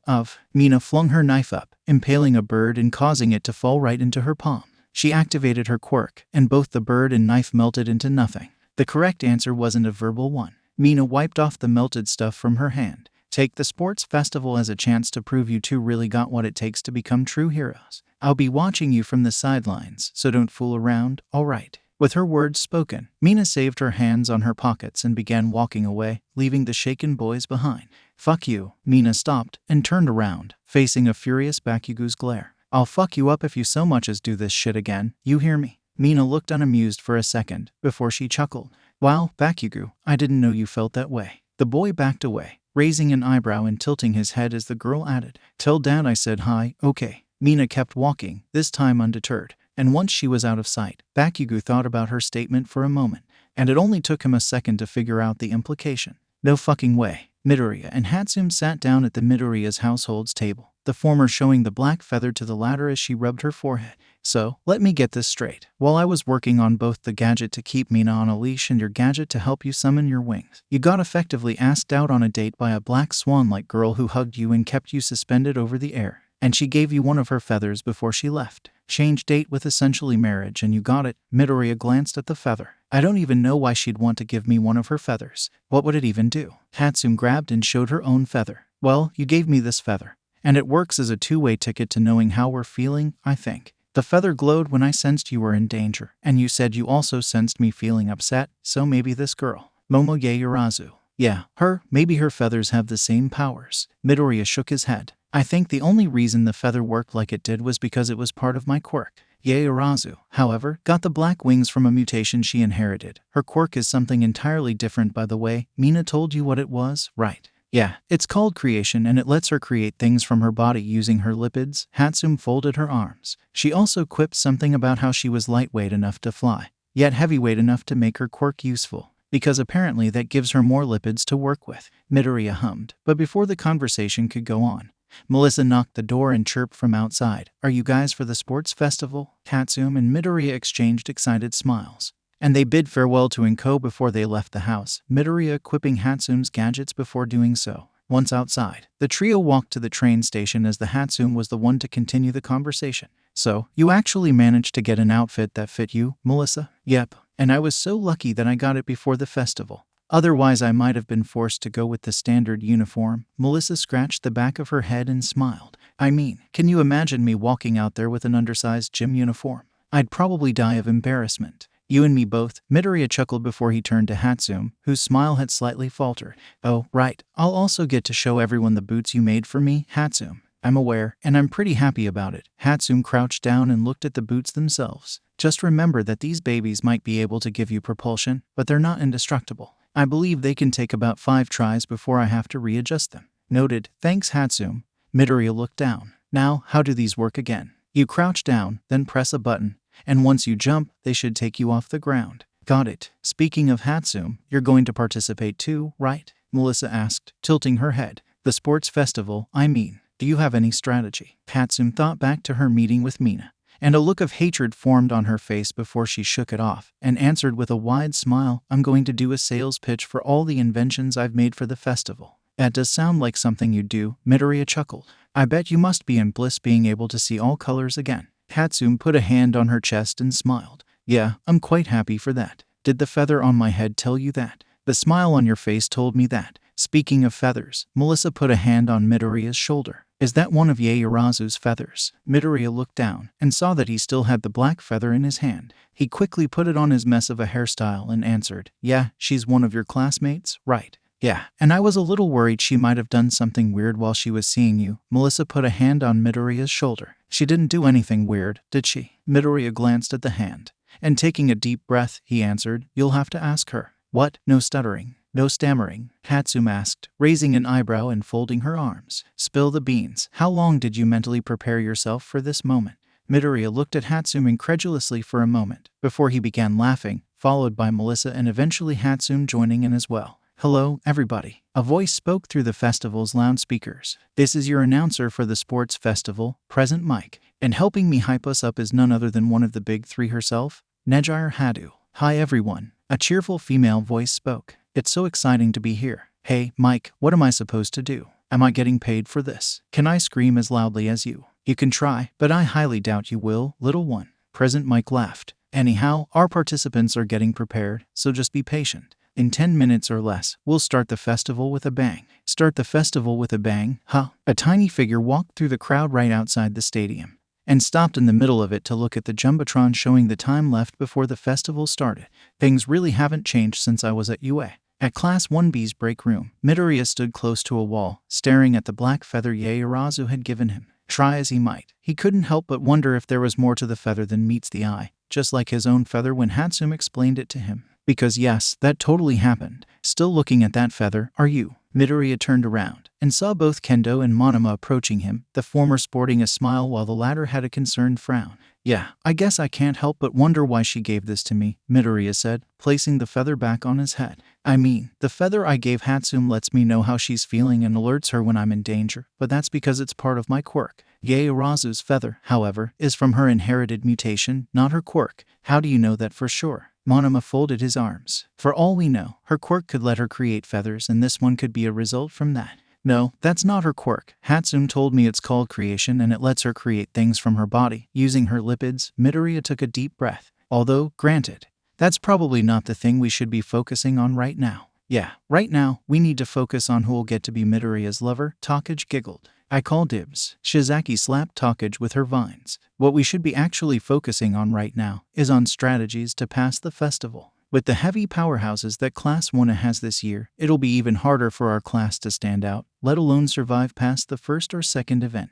Shizaki, I'm pretty sure I'm the one who's supposed to be obsessed with surpassing Class 1A. Monoma folded his arms and raised his eyebrow. Why are you showing interest in trying to surpass them all of a sudden? Because that black swan girl Midoriya met didn't give me a good first impression. Shizaki eyed the rest of her class. And besides, the purpose of this festival, from what I remember, is to show the pro heroes our potential as sidekicks. How are we supposed to do that when the other classes get the attention? I still think it's kinda weird to hear something so competitive come out of your mouth, Komori remarked. But she does have a point, Monoma pointed out. And in fact, I did have an idea to let most of us get past the first round. Midoriya smiled and put the feather back on his head as he asked, "What's your idea?" The feather serves as a little gift in order to have a piece of me with him during the festival, Yaoyorozu explained to an unimpressed Uraraka. That way, I can keep an eye on him and he can keep an eye on me. It'll be like we'll get to know each other better. I mean, he could always just, I don't know, throw the feather away, right? Uraraka argued. I mean, for all intents and purposes, it's just a cosmetic trinket. That's where you're wrong, Uraraka. You see, that feather was one of many I created with my creation quirk. Yaoyorozu demonstrated by plucking one of her feathers, then creating a new one in the spot where the feather had been ripped from. It has the same properties as Midoriya's feather to his protectorate. Uraraka raised an eyebrow. And how do you know about those properties? I don't. I just assume the properties based on Midoriya's surprising similarity to the Swan Knight. Uraraka rolled her eyes, and she left Yaoyorozu's side to walk up to Melissa, who entered the room with a gym uniform that actually fit her. Wow, Melissa, that looks good on you. Uraraka chirped as she ran up to the girl. How did you manage to get a gym uniform that fit you? I asked Principal Nezu if he could make me a gym uniform my size. And he complied without too much hassle, Melissa responded, scratching the back of her head. All he asked in return was that I didn't blow up the uniform or something by the end of the sports festival. I know how that feels, Yaoyorozu sighed, spreading her wings slightly. I've broken a fair deal of gym uniforms just trying to get my wings out. Is that why you're wearing a tank top instead of the top of the uniform? Kaminari asked. Yaoyorozu turned to Kaminari, tilting just enough to reveal her tank top read yes around the stomach. Okay, point taken, Kaminari rolled his eyes. At least it's not nearly as suspicious as your hero costume. Yaoyorozu smacked Kaminari in the head with one of her wings as Melissa brought up an interesting question. You want to be a hero for money? Yaoyorozu turned and approached the duo, primarily Uraraka's side as the brunette scratched her head and answered, why yeah, something like that. You see, my parents haven't had much economic stability since my dad's construction company hasn't got much work, so I want to become a pro hero so I can use the money I earn to give them some stability. But my family can already give you enough money to do just that, Yaoyorozu pointed out. Uraraka sternly narrowed her eyes. I don't want to put them in more debt, Yaoyorozu. Seeing Uraraka's increasingly angry expression, Yaoyorozu turned to Melissa and asked, so, Melissa, what's your motivation for becoming a hero? Huh, yeah, I'd like to know that too, Uraraka added, immediately changing her mood to a happy one. I mean, you were already famous as an inventor in Island. Having you as a hero is cool and all, but what motivated you to do it? Melissa closed her mouth and scratched her chin. She obviously couldn't tell them her reason to become a hero was that she wanted to follow in All Might's footsteps, but she also hadn't thought up a cover story for it yet, so she was kinda stumped as to what to say in that moment. It's okay if you don't want to tell us too, Uraraka added, waving her hands. I understand if it's something personal. Well, your motivation sounded pretty personal too, and yet you told her anyway, Yaoyorozu pointed out. Yeah, but in my case, the most I would get from people is that they'd see me as a little greedy, Uraraka folded her arms. Now, imagine if I had a different motivation, like wanting revenge on a person that bullied me when I was younger. Unless that person was Bakugo, then yeah, that doesn't sound like something you should just say out loud. I heard that, ugly duckling. Yaoyorozu gasped. How rude. Speaking of motivations, what's your motivation to be a hero, Yaoyorozu? Kaminari suddenly inquired. You're rich, you have connections, an incredible quirk. It sounds like you could deal without being a hero. Perhaps, but I have to prove something to someone. Yaoyorozu sighed, and this was enough to break Melissa out of her trance. You see, I inherited my wings and neck from my ancestors on my father's side of the family. He wanted me to cut, or at least clip, my wings since he thought I'd have enough trouble with my quirk. So you think becoming a pro hero is going to convince him that you can use both your wings and your quirk? Kaminari raised an eyebrow. I don't know, it doesn't sound like those two things correlate. My father's a pro hero. Okay, now I see the connection. And as the trio kept talking, Melissa separated from them. She knew Uraraka would demand an answer from her eventually, but for now, she decided to focus on what Yaoyorozu said. So Yaoyorozu got her mutation from her father's side of the family, and he also happens to be a pro hero. It wasn't long before she got an idea. Wait, is Yaoyorozu? Hatsume finished taking out a set of gadgets and immediately got to work on adjusting them with what little time she had left before the start of the festival. Senior, Hatsume stopped and turned around, spotting Minta right behind her. Oh hey, Minta, what's up? I was just wondering what's all that stuff you got there. Minta tilted his head and scratched his chin. Are those gadgets for the sports festival? That's it, my sweet little junior, Hatsume proudly boasted. What a coincidence, I too built something for the festival, Minta boasted in return. Although, admittedly, I only built it for the tournament portion. Then, without warning, his confidence plummeted. That's assuming I get to the tournament portion of the festival, though. He will. Hatsume gave the purple dwarf a thumbs up. As long as you keep your head in the game, you'll be fine. That's a pretty optimistic way to think about it. The duo turned around and saw a guy with a mess of purple hair and insomniac-like eyes enter the room. He looked at the two of them for a second before he approached a wary Hatsume. You're from general education, right? Hatsume put her hands on her hips. What brings you to the support room? Well, I heard that you have a connection to a member of the hero course, Shinsu smiled. Is that true? Yeah, is that so? Suddenly, the sound of bells rang as Hatsume's eyes turned blank, with Shinsu smirking as he said, When I snap my fingers, you will tell me about the hero course student you know and what gadgets you made for him. Shinsu snapped his fingers, and Hatsume responded in monotone. His name is Izuku Midoriya. The only gadget I made for him were a pair of booster boots to let him access his wings more easily. Go back to normal. Shinsu snapped his fingers again. Hatsume blinked twice, going back to normal the first time, and grabbed her head as Shinsu headed for the door. Thanks for the information. Hatsume covered her mouth as the guy closed the door, and she turned to Minta, who looked just as stunned as her as he waved his hands and bowed down, apologizing for not doing anything. However, Hatsume only cared about one thing. What the hell just happened? All right, everybody, you've been patient for long enough. Time to begin the sports festival. The audience roared in cheerful joy. That's the kind of audience I like. President Mike chuckled. Now, may all the first years head into the stadium. The first years from the hero courses, management courses, support courses, and general education walked out into the sunlight, the audience cheering loudly as they all formed lines in front of the arena, some taking the moment to look around the scenery. Wow, there's so many first years, and almost none of them look anywhere near as tall me. Melissa mused. Why was I cursed with so much height? I knew there'd be a lot of people, but I didn't think there'd be this much, Midoriya whispered, Monoma nodding in agreement. We're gonna have to be extra cautious. Hatsume's eyes first fell on the hero course, where she saw Mina staring at her with a sly smile. Her uniform, while identical to the rest of the students, now sported a color scheme of black and red, rather than blue and white. When she diverted her sight elsewhere, she spotted the insomniac-looking guy from general education stealing a glance at her, then turned back to the arena as if nothing happened. Great, rather than dealing with one jerk, she'd have to deal with two. Now, the student with the top score on the entrance exam will say some words. Nejire chirped. Could Katsuki Bakugo head into the arena, please? Midoriya felt a chill go down his spine. Of course Bakugo would have the top score on the entrance exam, but then again, he was Bakugo. There was no way he could do anything involving speaking and not inflate his own ego at best, insult everybody around him at worst. Then again, he had been acting calmer than usual lately, so maybe this wouldn't be so bad. Oh hey, he was already talking.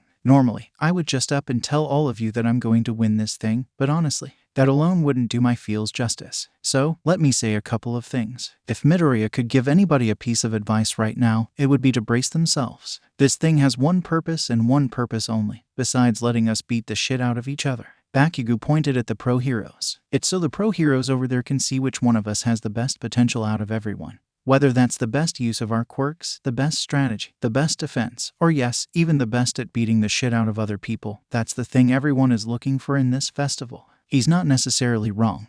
A Greenette Pro heroine said with a chuckle. As for you, extras, don't you dare hold back. Everyone has to give it their all in order for this to have any sort of meaning. Bakugo snapped at the teenagers. Nobody cares if you have issues with your quirk, or you father or whatever. Todoroki and Yaoyorozu flinched at the second part. In this festival, the only thing meaningful you can do is something that we all have to do. We either go all out or all home. And if anybody here isn't willing to use their quirk to their utmost potential, you might as well pack your things and leave. Everybody else. Bakugo clenched his fist and raised it as high as he could. Plus ultra. He dropped the mic afterwards, and before the audience and students roared, he said, with an amused smile, "That is all.